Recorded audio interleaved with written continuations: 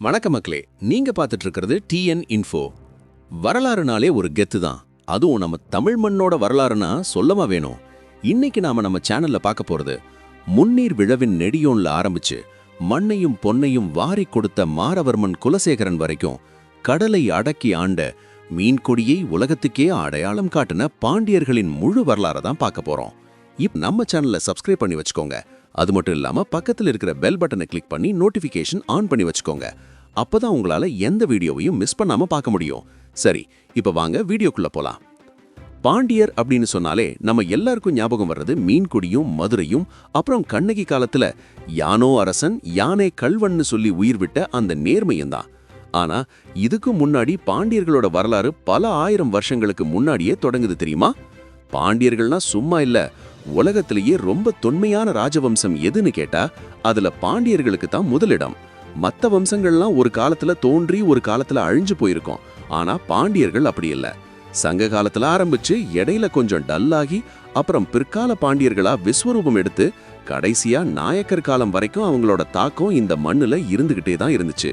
சரி, இப்போ நாம பாண்டியர்களோட வேர் எங்கிருந்து ஆரம்பிக்குதுன்னு பார்ப்போம். பாண்டியர்களோட வரலாற்றை நாம தெரிஞ்சுக்கணும் அப்படின்னா முதல்ல சங்கம் அப்படின்ற ஒரு விஷயத்தை பத்தி பேசியே ஆகணும். இறையனார் அகப்பொருள் உரை என்ன சொல்லுதுன்னா, பாண்டிய மன்னர்கள் மொத்தம் 3 சங்கங்களை வச்சு தமிழை வளர்த்தாங்கன்னு சொல்லுது. முதல் சங்கம் எங்க இருந்துச்சு தெரியுமா? இன்னைக்கு நாம பாக்குற கடலுக்கு அடியில மூழ்கி போன தென் மதுரையில தான். அங்கே காய்சின வழுதி முதன் கடுங்கோன் வரை 89 பாண்டிய மன்னர்கள் தமிழை வளர்த்தாதா குறிப்புகள் இருக்கு.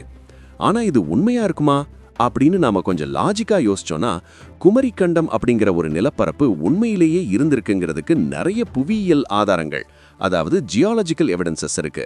அன்னைக்கு ஏற்பட்ட ஒரு பெரிய கடல் சீற்றத்துல, அதாவது சுனாமில அந்த நிலப்பரப்பு அழிஞ்சு போயிருக்கலாம். அங்கிருந்து தப்பிச்சு வந்த பாண்டிய மன்னர்கள் தான் அப்புறம் கபாடபுரம் அப்படிங்கிற இடத்துல இடைசங்கத்தை ஆரம்பிச்சிருக்காங்க.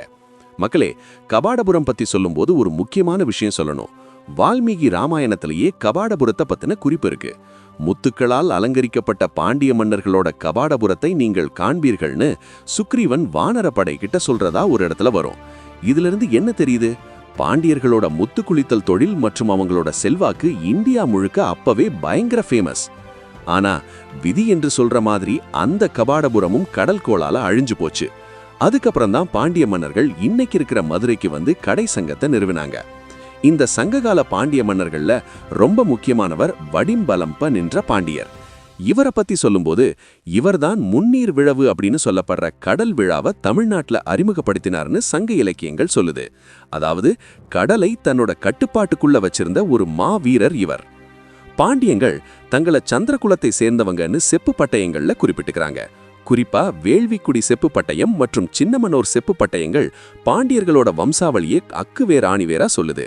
அதுல என்ன சொல்லியிருக்குன்னா, பாண்டிய மன்னர்கள் சிவபெருமானோட அம்சமாவும் அகத்தியர் முனிவருக்கு நெருக்கமானவங்களாவும் இருந்திருக்காங்கன்னு வருது. அகத்தியர் தான் பாண்டிய மன்னர்களுக்கு தமிழ் சொல்லி கொடுத்தாருங்கிறது ஒரு ஐதீகம். இதையெல்லாம் தாண்டி பாண்டிய மன்னர்கள் எப்படி ஒரு வலுவான அரசை உருவாக்குனாங்க? அவங்க மத்த சேர சோழர்கள் கிட்ட இருந்து எப்படி தனித்து நின்னாங்க? குறிப்பா சங்ககால பாண்டியர்கள்ல நெடுஞ்செழியன் அப்படின்ற பேர்ல பல மன்னர்கள் இருந்திருக்காங்க. அதுல ஆரியப்படை கடந்த நெடுஞ்செழியன் மற்றும் தலையாலங்கானத்து செருவென்ற நெடுஞ்செழியன், இவங்க 2 பேரோட வரலாறும் நம்மள மிரள வைக்கிற அளவுக்கு பிரம்மாண்டமானது. அந்த தலையாலங்கானத்து செருவென்ற நெடுஞ்செழியன் அவரை பத்தி பேச ஆரம்பிச்சாலே ஒரு தனி வைபு தான். இப்ப யோசிச்சு பாருங்களேன், ஒரு சின்ன பையன் இப்பதான் முடிசூட்டி அரியணையில உட்கார்ந்துருக்காரு.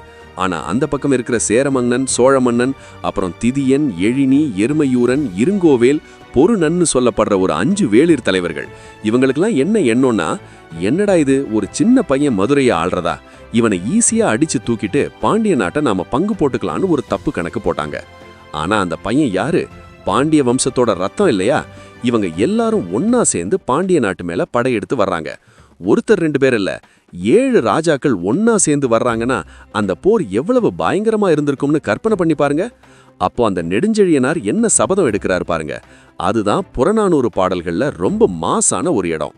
அவர் என்ன சொல்றாருன்னா, என்ன சின்ன பையன்னு நினைச்சு ஏளனம் பண்ணி வர்ற இந்த 7 பேரையும் இந்த போர்ல ஒன்னா சேர்த்து தும்சம் பண்ணலைன்னா என்னோட குடிமக்கள் என்ன கொடியவன்னு சொல்லட்டும், என் நாட்டு புலவர்கள் என்னை இனிமே பாடவே வேணான்னு ஒரு வெறித்தனமான சபதம் எடுக்கிறாரு. ஒரு மன்னருக்கு தன்னோட வீரத்து மேல எவ்வளவு நம்பிக்கை இருந்தா இப்படி ஒரு சத்தியம் பண்ணுவாரு? தஞ்சாவூர் பக்கம் இருக்கிற தலையாலங்கானம் அப்படிங்கிற இடத்துல தான் அந்த பயங்கரமான யுத்தம் நடக்குது. சாதாரணமா ஒரு மன்னர் தன்னை தேடி வர்ற படையை தடுத்து நிறுத்துறதுக்காக தன்னோட எல்லை வரைக்கும் தான் போவாரு. ஆனா நெடுஞ்செழியனார் என்ன பண்ணார் தெரியுமா? எதிரிகளோட கோட்டைக்கே போய் அடிக்கணும்னு முடிவு பண்ணி சோழ நாட்டுக்குள்ள இருக்கிற தலையாலங்கானத்துக்கே போயிட்டாரு. அந்த போர்ல யானை படைகள் நேருக்கு நேர் மோதிக்குது, குதிரைகள் வேகமா பாயுது, ரத்த ஆறு ஓடுது. நெடுஞ்செழியனார் தன்னோட வாளை சுழட்டிக்கிட்டு முன்னாடி நிக்கிறத பார்த்து அந்த 7 ராஜாக்களும் மிரண்டு போயிட்டாங்க. ஒத்த ஆளா நின்னு அந்த 7 பேரையும் செதறடிச்சு அவங்களோட முரசுகளையும் கொடிகளையும் கைப்பற்றி ஜெயிச்சு நிக்கிறாரு நம்ம பாண்டிய நெடுஞ்செழியனார். இதனாலதான் அவருக்கு தலையாலங்கானத்து செருவென்று நெடுஞ்செழியன்னு பேர் வந்துச்சு. செருன்னா போர்னு அர்த்தம், போர்ல ஜெயிச்சவர்னு அர்த்தம். இவரை பத்தி மாங்குடி மருதனார் எழுதின மதுரை காஞ்சிய படிச்சா அப்படியே ஒரு சினிமா பார்த்த மாதிரி இருக்கும் மக்களே. அந்த நூல்ல மதுரையோட தெருக்கள் எப்படி இருந்துச்சு, ராத்திரி நேரத்துல கடை வீதிகள் எப்படி இயங்குச்சு, அதாவது அல்லங்காடி, பகல் நேரத்துல எப்படி இருந்துச்சு நாளங்காடின்னு எல்லாத்தையும் புள்ளி விவரத்தோட சொல்லியிருக்காரு. அதுவும் மதுரை கோட்டையோட கதவுகள் பெருசா இருக்குமா, அதுல யானைகள் மோதுறதுனால ஏற்பட்ட தழும்புகள் இருக்குமா, அப்படின்னா அந்த நகரம் எவ்வளவு போர் சூழலையும் கடந்து வந்திருக்குன்னு பாத்துக்கோங்க. இதே காலகட்டத்துல இன்னொரு முக்கியமான பாண்டிய மன்னரையும் நாம மறந்துடக்கூடாது. அவர்தான் முதுகு குடுமி பெருவழுதி. இவரை பத்தி வேள்விக்குடி செப்பு பட்டயங்கள்ல ரொம்ப விரிவான தகவல்கள் இருக்கு. இவருக்கு ஏன் அந்த பேர் வந்துச்சுன்னா, இவர் நிறைய யாகசாலைகளை அமைச்சவர், அதாவது வேள்விகள் செஞ்சு அறவழியில ஆட்சி செஞ்சவர். இவரை பத்தி சொல்லும்போது வேள்விசாலை முதுகு குடுமி பெருவழுதின்னு தான் சங்க இலக்கியங்கள் சொல்லுது. இவங்க வெறும் போர் மட்டும் புரியல, மக்களோட கலாச்சாரம், கலை, அப்புறம் வெளிநாட்டு வாணிபத்திலையும் பின்னி பெடல் எடுத்திருக்காங்க. அந்த காலத்திலேயே ரோம் நாட்டுக்கும் பாண்டிய நாட்டுக்கும் இடையில பெரிய அளவுல வியாபாரம் நடந்திருக்கு. நம்ம மதுரையில கிடைச்ச ரோமானிய காசுகளே இதுக்கு ஒரு பெரிய சாட்சி. முத்து குளித்தல் அப்படிங்கிற தொழில் பாண்டியர்களோட பொருளாதாரத்தை உலக லெவல்ல கொண்டு போயிருக்கு. தாமிரபரணி ஆறு கடலோடு கலக்கிற கொற்கை துறைமுகம் அப்போ உலகத்தோட முத்து தலைநகரம்னே சொல்லலாம். இந்த கொற்கையிலிருந்து ஏற்றுமதியான முத்துக்கள் எகிப்து ராணி கிளியோபெட்ரா காதுல தோடா தொங்கி இருக்குன்னு சொன்னா உங்களால நம்ப முடியுதா?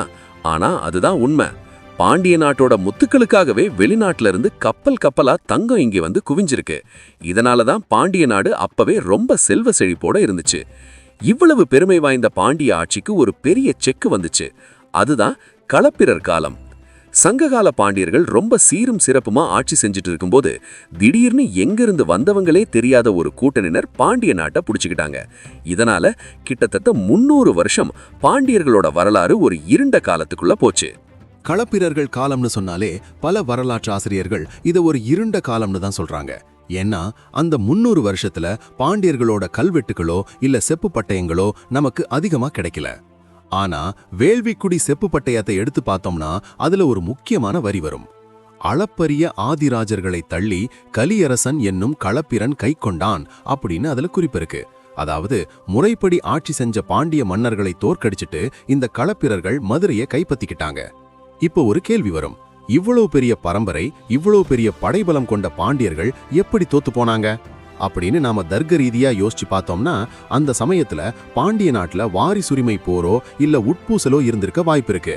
அதை சரியா பயன்படுத்திக்கிட்டு வடக்கிலிருந்து வந்த களப்பிரர்கள் உள்ள புகுந்துக்கிட்டாங்க. இவங்க வந்த பிறகு பழையபடி இருந்த நிலதானங்கள், கோவில்களுக்கு கொடுத்த உரிமைகள் எல்லாத்தையும் ரத்து பண்ணிட்டாங்க. இதுதான் அங்க இருந்த மக்களுக்கும் பழைய அரச குடும்பத்துக்கும் பெரிய ஆத்திரத்தை உண்டாக்கி இருக்கு. பாண்டிய ரத்தம் சும்மா இருக்குமா? கிட்டத்தட்ட 3 நூற்றாண்டு காலம் பொறுமையாயிருந்த பாண்டிய வம்சம் 6ஆம் நூற்றாண்டோட இறுதியில, அதாவது கிபி 590 வாக்குல ஒரு பிரம்மாண்டமான எழுச்சியை பெற்றுச்சு. அந்த எழுச்சிக்கு காரணமானவர்தான் கடுங்கோன் அவர்கள். இந்த கடுங்கோன் பாண்டியர் சாதாரணமானவர் இல்லைங்க. களப்பிரர்களை துரத்தி அடிக்கிறதுக்காகவே ஒரு பெரிய படையை ரகசியமா திரட்டியிருக்காரு. களப்பிரர்கள் அப்போ ரொம்ப பலமா இருந்தாங்க. ஆனா கடுங்கோன் அவர்கள் ரொம்ப தெளிவான பிளான் போட்டாரு. நேரடியா மதுரை கோட்டையை தாக்காம கொஞ்சம் கொஞ்சமா சுத்தி இருந்த பகுதிகளை தன் வசப்படுத்தி கடைசியில களப்பிரர்களை மொத்தமா வேறறுத்தாரு. இத பத்தி சொல்லும்போது வேள்விக்குடி பட்டயம் கடுங்கோன் என்னும் பாண்டியாதி ராஜன் களப்பிரர்களை வென்று பாண்டிய ராஜ்யத்தை மீண்டும் நிலைநாட்டினான் அப்படின்னு பெருமையா சொல்லுது. கடுங்கோன் அவர்களுக்கு அப்புறம் அவரோட மகன் மாரவர்மன் அவனிச்சூளாமணி அவர்கள் ஆட்சிக்கு வர்றாரு. இவரோட காலத்துல தான் பாண்டிய அரசு மறுபடி நிலை பெற ஆரம்பிக்குது. இவருக்கு அப்புறம் வந்த செழியன் சேந்தன் அவர்கள் காலத்துல தான் பாண்டியர்களோட ஆட்சி இன்னும் விரிவடையுது. இவரை வானவன் அப்படின்னு கூட கல்வெட்டுகள்ல சொல்றாங்க. அதாவது சேர நாட்டு பகுதிகளை கூட இவர் வென்றிருக்கலாம்னு ஒரு கணிப்பு இருக்கு. ஆனா இதுக்கெல்லாம் மேல பாண்டிய வரலாற்றிலேயே ஒரு பெரிய திருப்புமுனை எப்ப உருவாச்சுன்னா அரிகேசரி மாரவர்மன் அவர்கள் காலத்துலதான். இவரை பத்தி பேசாம பாண்டிய வரலாறு முழுமையடையாது. ஏன்னா இவரைத்தான் நாம வரலாற்று பாடங்கள்ல கூன் பாண்டியன் அப்படின்னு படிச்சிருப்போம். இவரோட காலத்துல ஒரு பெரிய மத புரட்சியே பாண்டிய நாட்டுல நடந்துச்சு. முதல்ல அரிகேசரி அவர்கள் சமண மதத்துல இருந்தாரு. அந்த சமயத்துல மதுரையில சமணர்களோட ஆதிக்கம் ரொம்ப அதிகமா இருந்துச்சு. ஆனா அவரோட மனைவி மங்கையர்க்கரசியார் அவர்களும் அமைச்சர் குலசேரியார் அவர்களும் தீவிர சிவபக்தர்களா இருந்தாங்க. இவங்க 2 பேரும் சேர்ந்துதான் திருஞான சம்பந்தர் அவர்களை மதுரைக்கு வரவழைச்சாங்க. இங்கதான் ஒரு பெரிய தர்க்கம் நடக்குது. அரிகேசரி அவர்களுக்கு ஒரு தீராத வெப்பு நோய், அதாவது காய்ச்சல் இருந்ததாகவும் சமணர்கள் அதை தீர்க்க முடியாம கஷ்டப்பட்டப்போ திருஞான சம்பந்தர் அவர்கள் மந்திரமாவது நீரு அப்படின்ற பதிகத்தை பாடி திருநீரு பூசி அந்த நோயை குணப்படுத்தினார் என்னும் பெரிய புராணம் சொல்லுது. ஆனா இத ஒரு வரலாற்று ஆய்வாளரா நாம பார்த்தோம்னா இது வெறும் நோய் சம்பந்தப்பட்ட விஷயம் மட்டும் இல்ல, இது ஒரு பெரிய அரசியல் மாற்றம். மக்கள் மத்தியில செல்வாக்கு இழந்துட்டு இருந்த ஒரு மதத்தில இருந்து எழுச்சி பெற்று வர்ற பக்தி இயக்கமான சைவ மதத்துக்கு அரசன் மாறுனது பாண்டிய நாட்டுல ஒரு பெரிய சமூக மாற்றத்தை உருவாக்குச்சு. அரிகேசரி அவர்கள் ஒரு பெரிய போர் வீரராகவும் இருந்தாரு. நெல்வேலி போர் அப்படின்னு ஒரு முக்கியமான யுத்தம் நடந்துச்சு. அதுல அவர் சேரர்களையும் மற்ற சிற்றரசர்களையும் துவம்சம் பண்ணினாருன்னு சின்னமனூர் செப்பு பட்டயங்கள்ல வர்ற நெல்வேலி வென்ற நின்ற சீர் நெடுமாறன் அப்படிங்கிற குறிப்பு மூலமா நாம தெரிஞ்சுக்கலாம். இவருக்கு அப்புறம் வந்த பாண்டிய மன்னர்கள் ஒவ்வொருத்தரும் பாண்டிய ராஜ்யத்தோட எல்லையை மெல்ல மெல்ல விரிவுபடுத்திக்கிட்டே போனாங்க. ஆனா வடக்க வல்லவர்கள் பயங்கர பலமா வளர்ந்துட்டு வர்றாங்க. மேற்கே சேரர்கள் ஒரு பக்கம், தெற்கே இலங்கை மன்னர்கள் ஒரு பக்கம், இப்படி 4 பக்கமும் எதிரிகள் இருக்கிற சூழல்ல பாண்டியர்கள் எப்படி தங்களோட சாம்ராஜ்யத்தை தக்க வச்சுக்கிட்டாங்க? குறிப்பா முதலாம் வரகுண பாண்டியன் அவர்கள் காலத்துல நடந்த போராட்டங்கள் ரொம்ப முக்கியமானது. அவர் சிவபெருமான் மேல வச்சிருந்த பக்தி ஒரு பக்கம் இருந்தாலும் போர்க்களத்துல அவர் காட்டின வீரம் எதிரிகளை நடுங்க வச்சுச்சு. வல்லவர்களோட நேரடி மோதல்கள் இப்போதான் ஆரம்பிக்குது. காவிரி ஆற்றங்கரையோடமாய் இருக்கிற இடங்களை பிடிக்கிறதுல பாண்டியர்களுக்கும் வல்லவர்களுக்கும் இடையில ஒரு பெரிய ஈகோவாரே நடந்துச்சுன்னு சொல்லலாம். இந்த இடத்துல தான் நாம ஒரு விஷயத்தை கூர்ந்து கவனிக்கணும். பாண்டியர்கள் வெறும் நிலப்பரப்பு மட்டும் பிடிக்கணும்னு நினைக்கல.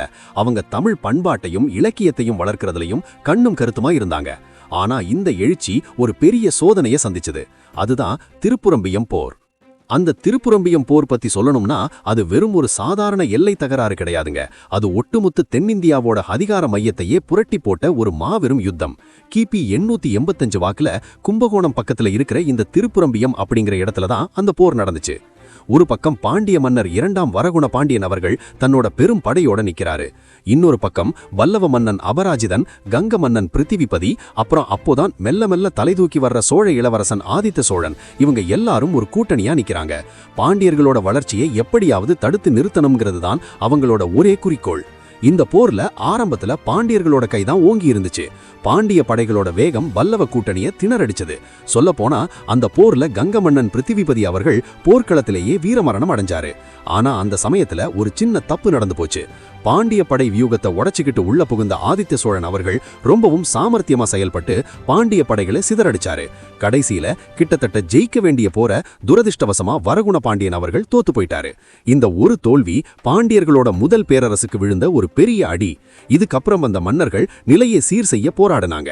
குறிப்பா பராந்தக வீரநாராயணன் அவர்கள் அதுக்கப்புறம் ஆட்சிக்கு வந்து சேரர்களோட உறவு வச்சுக்கிட்டு ராஜ்யத்தை தக்க வைக்க முயற்சி பண்ணாரு. ஆனா விதி வேற மாதிரி இருந்துச்சு. பாண்டியர்களோட முதல் பேரரசோட கடைசி மகத்தான மன்னரா நம்ம 2ஆம் ராஜசிம்மன் பாண்டியன் அவர்களை சொல்லலாம். இவரோட காலத்துல தான் சோழர்கள் பராந்தக சோழன் தலைமையில விஸ்வரூபம் எடுத்தாங்க. பாண்டியர்களுக்கும் சோழர்களுக்கும் இடையில வெல்லூர் அப்படிங்கிற இடத்துல ஒரு பயங்கரமான போர் நடந்துச்சு. இந்த போர்ல ஈழத்து மன்னன், அதாவது இலங்கை மன்னன் பாண்டியர்களுக்கு உதவிக்கு வந்தாரு. ஆனா பராந்தக சோழனோட படைபலத்துக்கு முன்னாடி அவங்களால நிக்க முடியல. ராஜசிம்ம பாண்டியன் அவர்கள் தோல்வியை தழுவினாலும் அவர் ஒரு மாவீரரா தான் திகழ்ந்தாரு. ஆனா மதுரையை காப்பாற்ற முடியாம போனதால பாண்டிய நாட்டுக்கே உரிய அந்த புனிதமான மணிமுடியையும் செங்கோலையும் எடுத்துக்கிட்டு அவர் ஈழத்துக்கே, அதாவது இலங்கைக்கே தப்பி போயிட்டாரு. இதோட பாண்டியர்களோட முதல் பேரரசு ஒரு முடிவுக்கு வந்துச்சு. பாண்டிய நாடு சோழர்களோட கட்டுப்பாட்டுக்குள்ள போயிடுச்சு. கிட்டத்தட்ட 300 வருஷம் கஷ்டப்பட்டு மீட்டெடுத்த பாண்டிய சாம்ராஜ்யம் மறுபடியும் ஒரு பின்னடைவை சந்திச்சிரு. பராந்தக சோழன் மதுரையை மொத்தமா அள்ளிக்கிட்டு போயிட்டார். மதுரைக்கு மதுராந்தகன்னு அவரே பேரை மாற்றி வச்சாருன்னா பாருங்களேன், அந்த மனுஷனுக்கு பாண்டிய நாடு மேலே எவ்வளவு காண்டு இருந்திருக்கும்னு. ஆனால் சோழர்களுக்கு ஒரு பெரிய தலைவலி என்னன்னா, அவங்க மதுரையை பிடிச்சாலும் அங்கே இருக்கிற மக்கள் மனசை பிடிக்க முடியல. பாண்டிய நாட்டு மக்கள் எப்பவுமே மீன் கொடிக்கு தான் விசுவாசமாக இருப்பாங்க. சோழர்கள் அங்கே வந்து வரி வசூல் பண்ணும்போது மக்கள் அவங்கள ஒரு ஆக்கிரமிப்பாளராக தான் பார்த்தாங்க. இந்த நேரத்தில் தான் ஒரு முக்கியமான விஷயம் நடக்குது. 2ஆம் ராஜசிம்மன் இலங்கைக்கு போனார்ல, அங்க போய் அவர் சும்மா இருக்கல. இலங்கை அரசன் 4ஆம் உதயன் கிட்ட போய், நண்பா என் நாட்டை பாண்டியன் புடுங்கிட்டான், எனக்கு உதவி பண்ணுன்னு கேட்டார். ஆனா அப்ப சோழப்படை இருந்த வேகத்துக்கு யாராலையும் அவங்கள எதிர்த்து நிக்க முடியல. கடைசியில ராஜசிம்மன் விரக்தியாகி பாண்டிய வம்சத்தோட அடையாளமா இருந்த அந்த சுந்தர முடியையும் ஆபரணங்களையும் இலங்கை அரசன்கிட்டயே பாதுகாப்பா கொடுத்துட்டு கேரளாவுக்கு, அதாவது தன்னோட தாய் வழி சொந்தக்காரங்க வீட்டுக்கு போயிட்டார். இப்போ சோழர்களுக்கு என்ன பிரச்சனைனா, பாண்டிய நாட்டை முழுசா ஆளணும்னா பாண்டியர்களோட அந்த பாரம்பரிய கிரீடம் அவங்க கைக்கு கிடைக்கணும். அப்பதான் பாண்டிய நாட்டின் அரசன்னு அவங்க முறையா முடிசூட்டிக்க முடியும். பராந்தக சோழன் இலங்கை மேல படையெடுத்ததுக்கு ஒரு முக்கியமான காரணமே அந்த பாண்டியன் கிரீடத்தை கைப்பற்றணுங்கிறது தான். ஆனா அது அவருக்கு கிடைக்கவே இல்லை. இது பின்னாடி பெரிய பஞ்சாயத்துக்கு வழிவகுக்கும், அது அப்புறம் சொல்றேன். சரி, இப்ப மதுரையில என்ன நடக்குதுன்னு பார்க்கலாம். சோழர்கள் ஒரு புது டெக்னிக் கையாண்டாங்க. பாண்டியர்களை மொத்தமா ஒழிக்க முடியாதுன்னு அவங்களுக்கு தெரிஞ்சு போச்சு.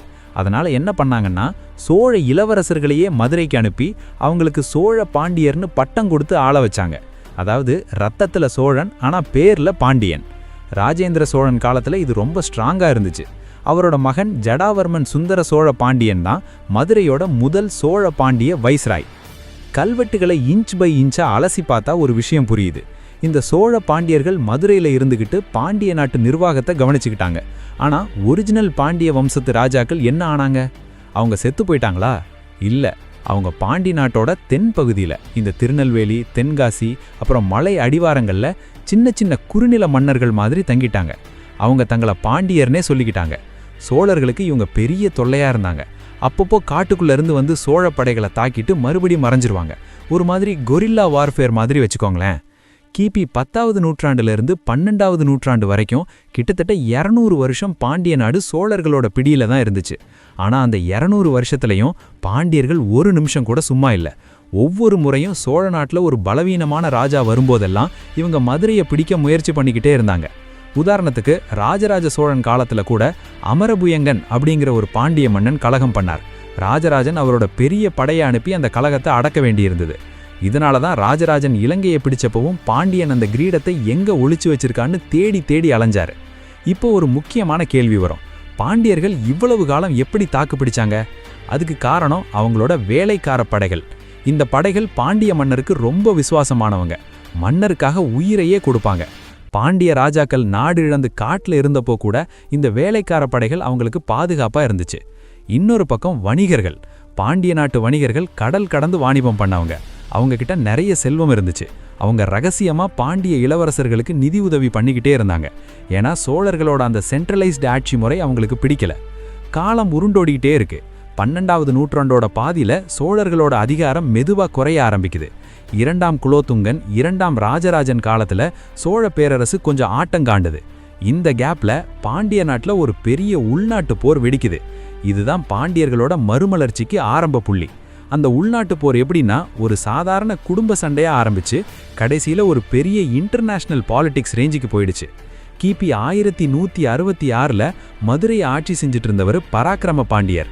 அவருக்கு எதிராக தெற்கே இருந்து கிளம்பினவர் குலசேகர பாண்டியர். இந்த குலசேகர பாண்டியர் யாருன்னா, அந்த பழைய பாண்டிய வம்சத்தோட ஒரு முக்கியமான கிளை வழி வந்தவர். இப்போ மதுரை யார்கிட்ட இருக்கணுங்கிறது தான் அந்த ஈகோ யுத்தம். குலசேகர பாண்டியர் பயங்கரமான பலத்தோட மதுரையை சுத்து போடுறாரு. பராக்கிரம பாண்டியருக்கு நிலைமை சரியில்லைன்னு புரிஞ்சு போச்சு. உடனே அவர் என்ன பண்றாரு தெரியுமா? இலங்கை அரசன் மகா பராக்கிரம பாகு கிட்ட ஒரு தூது அனுப்புறாரு. நண்பா, என் நாட்டை குலசேகர பாண்டியன் புடுங்கிட்டான், எனக்கு உதவி பண்ணுன்னு கேட்குறாரு. இலங்கை அரசனுக்கு இதுதான் சாக்கு. பாண்டிய நாட்டு மேலே கை வச்சா அங்கே இருந்து சோழர்களை காலி பண்ணலான்னு அவருக்கு ஒரு கணக்கு இருந்துச்சு. ஏன்னா சோழர்கள் அப்பப்போ இலங்கைக்குள்ளே புகுந்து அங்கே இருக்கிற புத்த விகாரங்களை இடிக்கிறதும் செல்வங்களை அள்ளிட்டு வர்றதுமா இருந்தாங்க. அதனால் பழிவாங்க இதுதான் சரியான நேரம்னு இலங்கை அரசன் லங்காபுர தண்டநாயகன் தலைமையில் ஒரு பெரிய கடற்படையை அனுப்பி வைக்கிறாரு. ஆனால் இங்கே தான் ஒரு ட்விஸ்ட்டு. இலங்கை படை வர்றதுக்குள்ளேயே குலசேகர பாண்டியர் மதுரையை பிடிச்சு பராக்கிரம பாண்டியரையும் அவரோட குடும்பத்தையும் மொத்தமாக போட்டு தள்ளிட்டாரு. இப்போ மதுரை குலசேகர பாண்டியர் கைக்கு வந்துடுச்சு. இலங்கை படை ராமேஸ்வரத்தில் வந்து இறங்குது. வந்தவங்களுக்கு தெரியுது யாரை காப்பாற்ற வந்தோமோ அவர் இப்போ உயிரோட இல்லைன்னு. ஆனால் அந்த தளபதி லங்காபுர தண்டநாயகன் சாதாரண ஆள் இல்லை. மன்னர் உயிரோட இல்லைன்னா என்ன, குலசேகரனை தோற்கடிச்சிட்டு பராக்கிரம பாண்டியரோட வாரிசை உட்கார வைப்போம்னு முடிவெடுக்கிறாப்புல. ராமேஸ்வரத்திலிருந்து மதுரை வரைக்கும் அந்த இலங்கை படை பண்ணின அட்டூழியம் இருக்கே, அது வரலாற்றிலேயே ஒரு கருப்பு பக்கம். கல்வெட்டுகள் என்ன சொல்லுதுன்னா, வழியில இருந்த ஊர்களை சூறையாடுறது, கோவில்களை இடிக்கிறதுன்னு அவங்க ஒரு வெறியாட்டமே ஆடியிருக்காங்க. குலசேகர பாண்டியர் இப்போ பயந்துட்டாரு. ஏன்னா இலங்கை படை நவீன ஆயுதங்களோடவும் யானை படைகளோடவும் ரொம்ப ஸ்ட்ராங்கா இருந்துச்சு. வேற வழி இல்லாம இதுவரைக்கும் எதிரியா நினைச்ச சோழங்கிட்டயே போய் நிக்கிறாரு. அந்த டைம்ல சோழ நாட்டை 2ஆம் ராஜாதிராஜ சோழன் ஆண்டுகிட்டு இருந்தாரு. அவர் யோசிச்சு பார்க்குறாரு, பாண்டிய நாட்டுக்குள்ள இலங்கை படை புகுந்துடுச்சுன்னா அடுத்து அவங்க வர்றது சோழ நாட்டுக்கு தான். அதனால குலசேகரன் செஞ்ச தப்பை மறந்துட்டு அவனுக்கு உதவி பண்ணுவோம்னு முடிவெடுத்து சோழப்படையை அனுத்துறாரு. இப்போ போர் எப்படி மாறுது பாருங்க. ஒரு பக்கம் பாண்டிய சோழ கூட்டணி, இன்னொரு பக்கம் இலங்கை பாண்டிய வாரிசு, அதாவது பராக்கிரம பாண்டியரோட பையன் வீரபாண்டியன் கூட்டணி. இந்த இடத்துல தான் ஒரு மைண்டு கேம் நடக்குது. இந்த மைண்டு கேம் எப்படி ஒர்க் அவுட் ஆச்சுன்னு பார்த்தா அது ஒரு செஸ் போர்டு மாதிரி தான். ஒரு பக்கம் இலங்கை படை ராமேஸ்வரம் வழியா உள்ள புகுந்து மதுரையை நோக்கி முன்னேறிக்கிட்டு இருக்காங்க. இன்னொரு பக்கம் சோழப்படைகள் அவங்கள தடுத்து நிறுத்த கிளம்பிட்டாங்க. இந்த இடத்துல சோழ தளபதி வேதவனம் உடையான் பல்லவராயன் பண்ண ஒரு காரியம்தான் வரலாற்றையே மாத்துச்சு. அவர் இலங்கை படைகளோட பலவீனத்தை நோட்டம் விட்டாரு. இலங்கை படைக்கு தேவையான சாப்பாடு, ஆயுதங்கள் எல்லாமே கடல் வழியா இலங்கையிலிருந்து தான் வரணும். பல்லவராயன் என்ன பண்ணாருன்னா, சோழர்களோட கப்பற்படையை வச்சு அந்த சப்ளை லைனை கட் பண்ணாரு. மதுரைக்கு பக்கத்துல இருக்கிற பாண்டி கொடுமுடி அப்படிங்கிற இடத்துல ஒரு பயங்கரமான போர் நடக்குது. ஒரு பக்கம் இலங்கை தளபதி லங்காபுர தண்டநாயகன், இன்னொரு பக்கம் சோழ தளபதி பல்லவராயன். 2 பேரும் நேருக்கு நேர் மோதிக்கிறாங்க. இந்த போர்ல இலங்கை படைக்கு ஒரு பெரிய சிக்கல் வந்துச்சு. ஏன்னா இலங்கை படைக்கு பாண்டிய நாட்டோட நிலப்பரப்பு அந்த அளவுக்கு பரிச்சயம் இல்லை. ஆனா சோழர்களுக்கும் குலசேகர பாண்டியரோட உள்ளூர் வீரர்களுக்கும் அங்க இருக்கிற ஒவ்வொரு மறைவிடமும் அத்தப்படி. இலங்கை படை மதுரையை சுத்தி இருக்கிற பல கோட்டைகளை பிடிச்சிருந்தாலும் பல்லவராயனோட அட்டாக் அவங்கள நிலைகுலைக்க வச்சது. கடைசியில இலங்கை படைகள் தோத்து ஓட ஆரம்பிச்சாங்க. இந்த இடத்துல கல்வெட்டுகள் ரொம்ப ஒரு குரூரமான சம்பவத்தை பதிவு பண்ணுது. தோத்து ஓடுன அந்த இலங்கை தளபதியோட தலையை வெட்டி அதை மதுரை கோட்டை வாசல்ல மற்றவங்களுக்கு எச்சரிக்கையா தொங்க விட்டாங்க. குலசேகர பாண்டியரை மறுபடி மதுரையில அரியணையில உட்கார வச்சாங்க சோழர்கள். சோழர்கள் செஞ்ச இந்த உதவி ஒன்றும் சும்மா இல்லை. குலசேகர பாண்டியர் சோழர்களுக்கு அடிபணிஞ்சிருக்கணுங்கிறது தான் டீல்.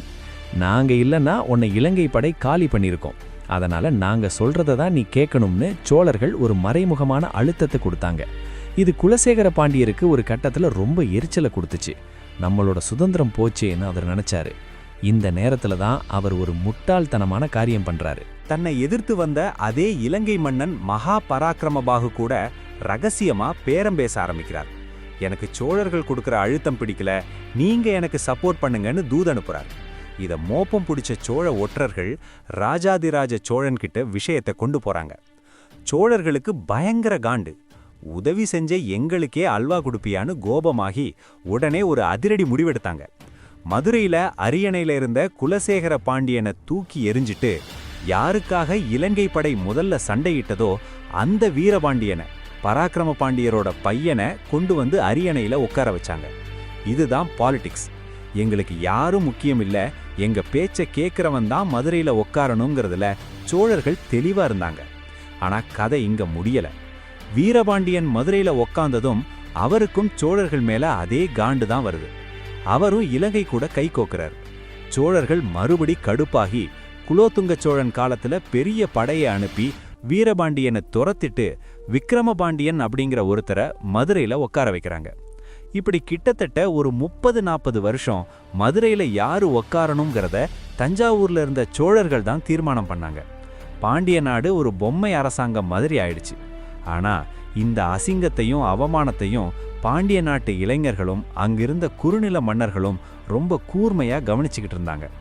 நம்மளோட பழைய வீரமும் கௌரவமும் எப்போ திரும்ப வரும்னு அவங்க ஏங்கிக்கிட்டு இருந்தப்போதான் அந்த வம்சத்துல ஒரு மாவீரன் பிறந்து வர்றார். அவர்தான் ஜடாவர்மன் குலசேகர பாண்டியன், கிபி 1190. இந்த ஜடாவர்மன் குலசேகர பாண்டியர் மற்றவங்கள மாதிரி அவசரப்படலை. அவருக்கு தெரிஞ்சிருந்தது, சோழன் இப்போ பலமா இருக்கான், அவனை இப்போ எதிர்த்தா நம்மளும் காலி ஆயிடுவோன்னு. அதனால அவர் ரொம்ப நிதானமா காய்களை நகர்த்தினார். முதல் வேலையா பாண்டிய நாட்டுக்குள்ள இருந்த சின்ன சின்ன பாளையக்காரர்கள், குறுநில மன்னர்களை தன் பக்கம் இழுத்தார். நமக்குள்ள சண்டை வேண்டாம், நம்ம பொது எதிரி சோழன், அவன் நம்ம நாட்டை ஆளக்கூடாதுன்னு அவங்களுக்கு ஒரு தெளிவை கொடுத்தார். மதுரை மீனாட்சி அம்மன் கோவில்ல இவருடைய காலத்து கல்வெட்டுகள் ஏகப்பட்டது இருக்கு. அவர் வெறும் வீரர் மட்டும் இல்லை, நிர்வாகத்திலையும் புலி. பாண்டிய நாட்டோட பொருளாதாரத்தை உயர்த்துறதுக்காக விவசாயத்துக்கு ரொம்ப முக்கியத்துவம் கொடுத்தார். ஏரிகளை வெட்டுறது, குளங்களை சீரமைக்கிறதுன்னு இறங்கினார். ஏன்னா ஒரு சாம்ராஜ்யத்தை உருவாக்கணும்னா கஜானாவில் காசு இருக்கணும்னு அவருக்கு தெரிஞ்சிருந்தது. அவர் கிட்டத்தட்ட 26 வருஷம் மதுரையை நிதானமாக ஆட்சி செஞ்சார். ஆனால் அந்த 26 வருஷமும் அவர் ஒரு எரிமலையை உள்ளுக்குள்ள அடக்கி வச்சுக்கிட்டு தான் இருந்தார். ஜடாவர்மன் குலசேகர பாண்டியருக்கு அப்புறம் ஒருத்தர் வர்றாரு. அவர்தான் சோழ சாம்ராஜ்யத்துக்கு எண்டு காடு போட்டவர். சோழர்கள் பாண்டிய நாட்டுக்கு என்னவெல்லாம் செஞ்சாங்களோ அதை அப்படியே திருப்பி கொடுத்தவர். அவர்தான் மாரவர்மன் சுந்தரபாண்டியன். இந்த மாரவர்மன் சுந்தரபாண்டியன் அரியணை ஏறினப்போ சோழ நாட்டை 3ஆம் குலோத்துங்க சோழன் ஆண்டுகிட்டு இருந்தார். அப்போ பாண்டியர்கள் சோழர்களுக்கு கப்பம் கட்டணுங்கிறது விதி. ஆனா மாரவர்மன் சுந்தரபாண்டியன் பதவிக்கு வந்ததும் முதல் வேலையா இனிமே சோழர்களுக்கு ஒரு காசு கூட கப்பம் கட்ட முடியாதுன்னு அறிவிச்சார். இது சோழர்களுக்கு விடப்பட்ட ஒரு நேரடி சவால். குலோத்துங்க சோழனுக்கு கோவம் தலைக்கேறுது. ஒரு சின்ன பாண்டிய பையன் நமக்கு கப்பம் கட்ட மாட்டேன்னு சொல்றானான்னு பெரிய படையை திரட்டிக்கிட்டு மதுரை மேல படையெடுக்க கிளம்புறார். ஆனா இந்த முறை மாரவர்மன் சுந்தரபாண்டியன் சும்மா இல்ல. அவர் பாண்டிய நாட்டு மக்களை ஒன்னா திரட்டி ஒரு பெரிய யுத்தத்துக்கு ரெடி பண்ணி வச்சிருந்தார். சுந்தர பாண்டியரோட படை சோழ படையை எதிர்கொண்ட விதம் இருக்கே, அது ஒரு மிமிக்ரி மாதிரி இருந்துச்சு. அதாவது சோழர்கள் முன்னாடி பாண்டிய நாட்டுக்கு என்னவெல்லாம் செஞ்சாங்களோ அதை அப்படியே திருப்பி செஞ்சார். சோழப்படை நிலை குலைஞ்சு போச்சு. குலோத்துங்க சோழனால பாண்டியர்களோட அந்த வேகத்தை தாங்க முடியல. ஒரு கட்டத்துல சோழப்படை பின்வாங்கி ஓட ஆரம்பிக்குது. சுந்தர பாண்டியர் அதோட நிறுத்திக்கல. மதுரையிலிருந்து உங்களை விரட்டுறது மட்டும் என் நோக்கம் இல்லை, உங்க கோட்டைக்கே வந்து உங்களை அடிக்கிறேன்னு சொல்லிட்டு சோழ நாட்டோட தலைநகரங்களான உறையூர் மற்றும் தஞ்சாவூரை நோக்கி தன்னோட படையை திருப்பினார்.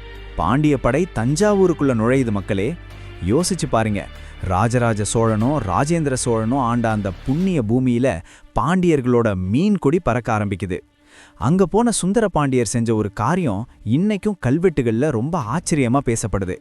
தஞ்சாவூர்லையும் உறையூர்லையும் இருந்த சோழர்களோட மாளிகைகளை இடிச்சு தரமட்டமாக்குனார். அதுவும் சும்மா இல்ல, அந்த இடத்துல கழுத வச்சு ஏர் உழுந்தார்னு குறிப்புகள் சொல்லுது. இது ஒரு மிகப்பெரிய அவமானம். என் நாட்டில் நீங்க என்ன பண்ணீங்களோ அதை விட அதிகமா நான் பண்ணுவேன்னு அவர் நிரூபிச்சார். அதுக்கப்புறம் அவர் பண்ண ஒரு விஷயம்தான் ரொம்ப கிளாஸ். சோழ நாட்டையே ஒரு வழி பண்ணிட்டு சிதம்பரம் தில்லை கோவிலுக்கு போனார். அங்க போய் இறைவனை வணங்கிட்டு சோழர்களோட அந்த பாரம்பரியமான முடிசூட்டு மண்டபத்தில் உட்கார்ந்து நான் தான் இப்போ இந்த நாட்டுக்கும் அரசன்னு ஒரு அறிவிப்பை வெளியிட்டார். ஆனா அவர் சோழ நாட்டை தன்னோட நாட்டில் சேர்த்துக்கல. குலோத்துங்க சோழனும் அவரோட மகன் 3ஆம் ராஜராஜ சோழனும் தப்பிச்சு ஓடி போய் ஒரு இடத்துல தஞ்சம் புகுந்திருந்தாங்க. அவங்க சுந்தர பாண்டியர்கிட்ட வந்து கெஞ்சுறாங்க, எங்க நாட்டை எங்களுக்கே கொடுத்துருங்கன்னு. அப்போ சுந்தர பாண்டியர் ஒரு நிபந்தனை போட்டார். இனிமே எனக்கு கீழே தான் நீங்க குறுநில மன்னர்களா இருக்கணும்னு சொன்னார். வேற வழி இல்லாம பாண்டிய மன்னர்கள் அப்படி செஞ்சாங்க.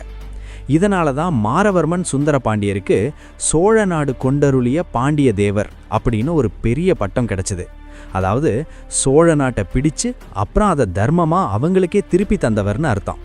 ஆனா இந்த இடத்துல ஒரு புது வில்லன் என்ட்ரி ஆகிறார். அது யாருன்னா ஹொய்சாளர்கள். இவங்க கர்நாடகா பகுதியை சேர்ந்தவங்க. சோழர்களுக்கு பாண்டியர்கள் மூலமா ஆபத்து வர்றப்போ இவங்க உள்ள புகுந்து ஒரு பேலன்ஸ் பண்ண பார்ப்பாங்க. சுந்தர பாண்டியர் சோழர்களை மொத்தமா காலி பண்ணிடக்கூடாதுங்கிறதுக்காக ஹொய்சால மன்னன் நரசிம்மன் உள்ள வர்றார். இதனால தான் சுந்தர பாண்டியர் சோழ நாட்டை திருப்பி கொடுக்க வேண்டிய சூழல் உருவாச்சு. இருந்தாலும் பாண்டியர்களோட கெட்டி இப்போ சவுத் இந்தியா முழுக்க பரவிடுச்சு.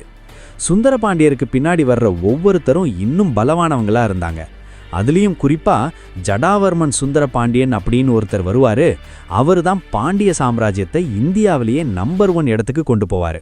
மாரவர்மன் சுந்தர பாண்டியர் சோழ நாட்டை ஒரு வழி பண்ணிட்டு அவங்களுக்கே பிச்சையா தூக்கி கொடுத்துட்டு மதுரைக்கு திரும்புறார் பாருங்க. அது ஒரு ராஜ நடை.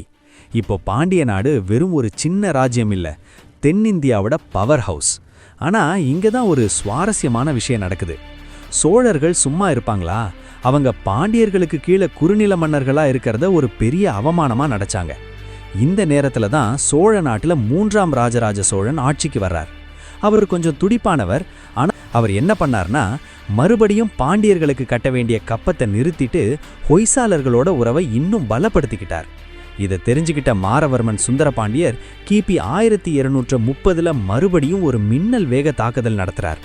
சோழ மன்னன் ராஜராஜன் இந்த தடவை பயந்து போய் காவேரி ஆற்றை கடந்து ஓடுறார். அப்போ கோப்பெருஞ்சிங்கன் அப்படிங்கிற ஒரு சிற்றரசன் ராஜராஜ சோழனை சிறை பிடிச்சு வச்சிடுறார். ஒரு சோழ பேரரசன் சிறையில் இருக்காருன்னா பாருங்களேன், சோழ சாம்ராஜ்யம் எவ்வளவு பலவீனமாயிடுச்சுன்னு.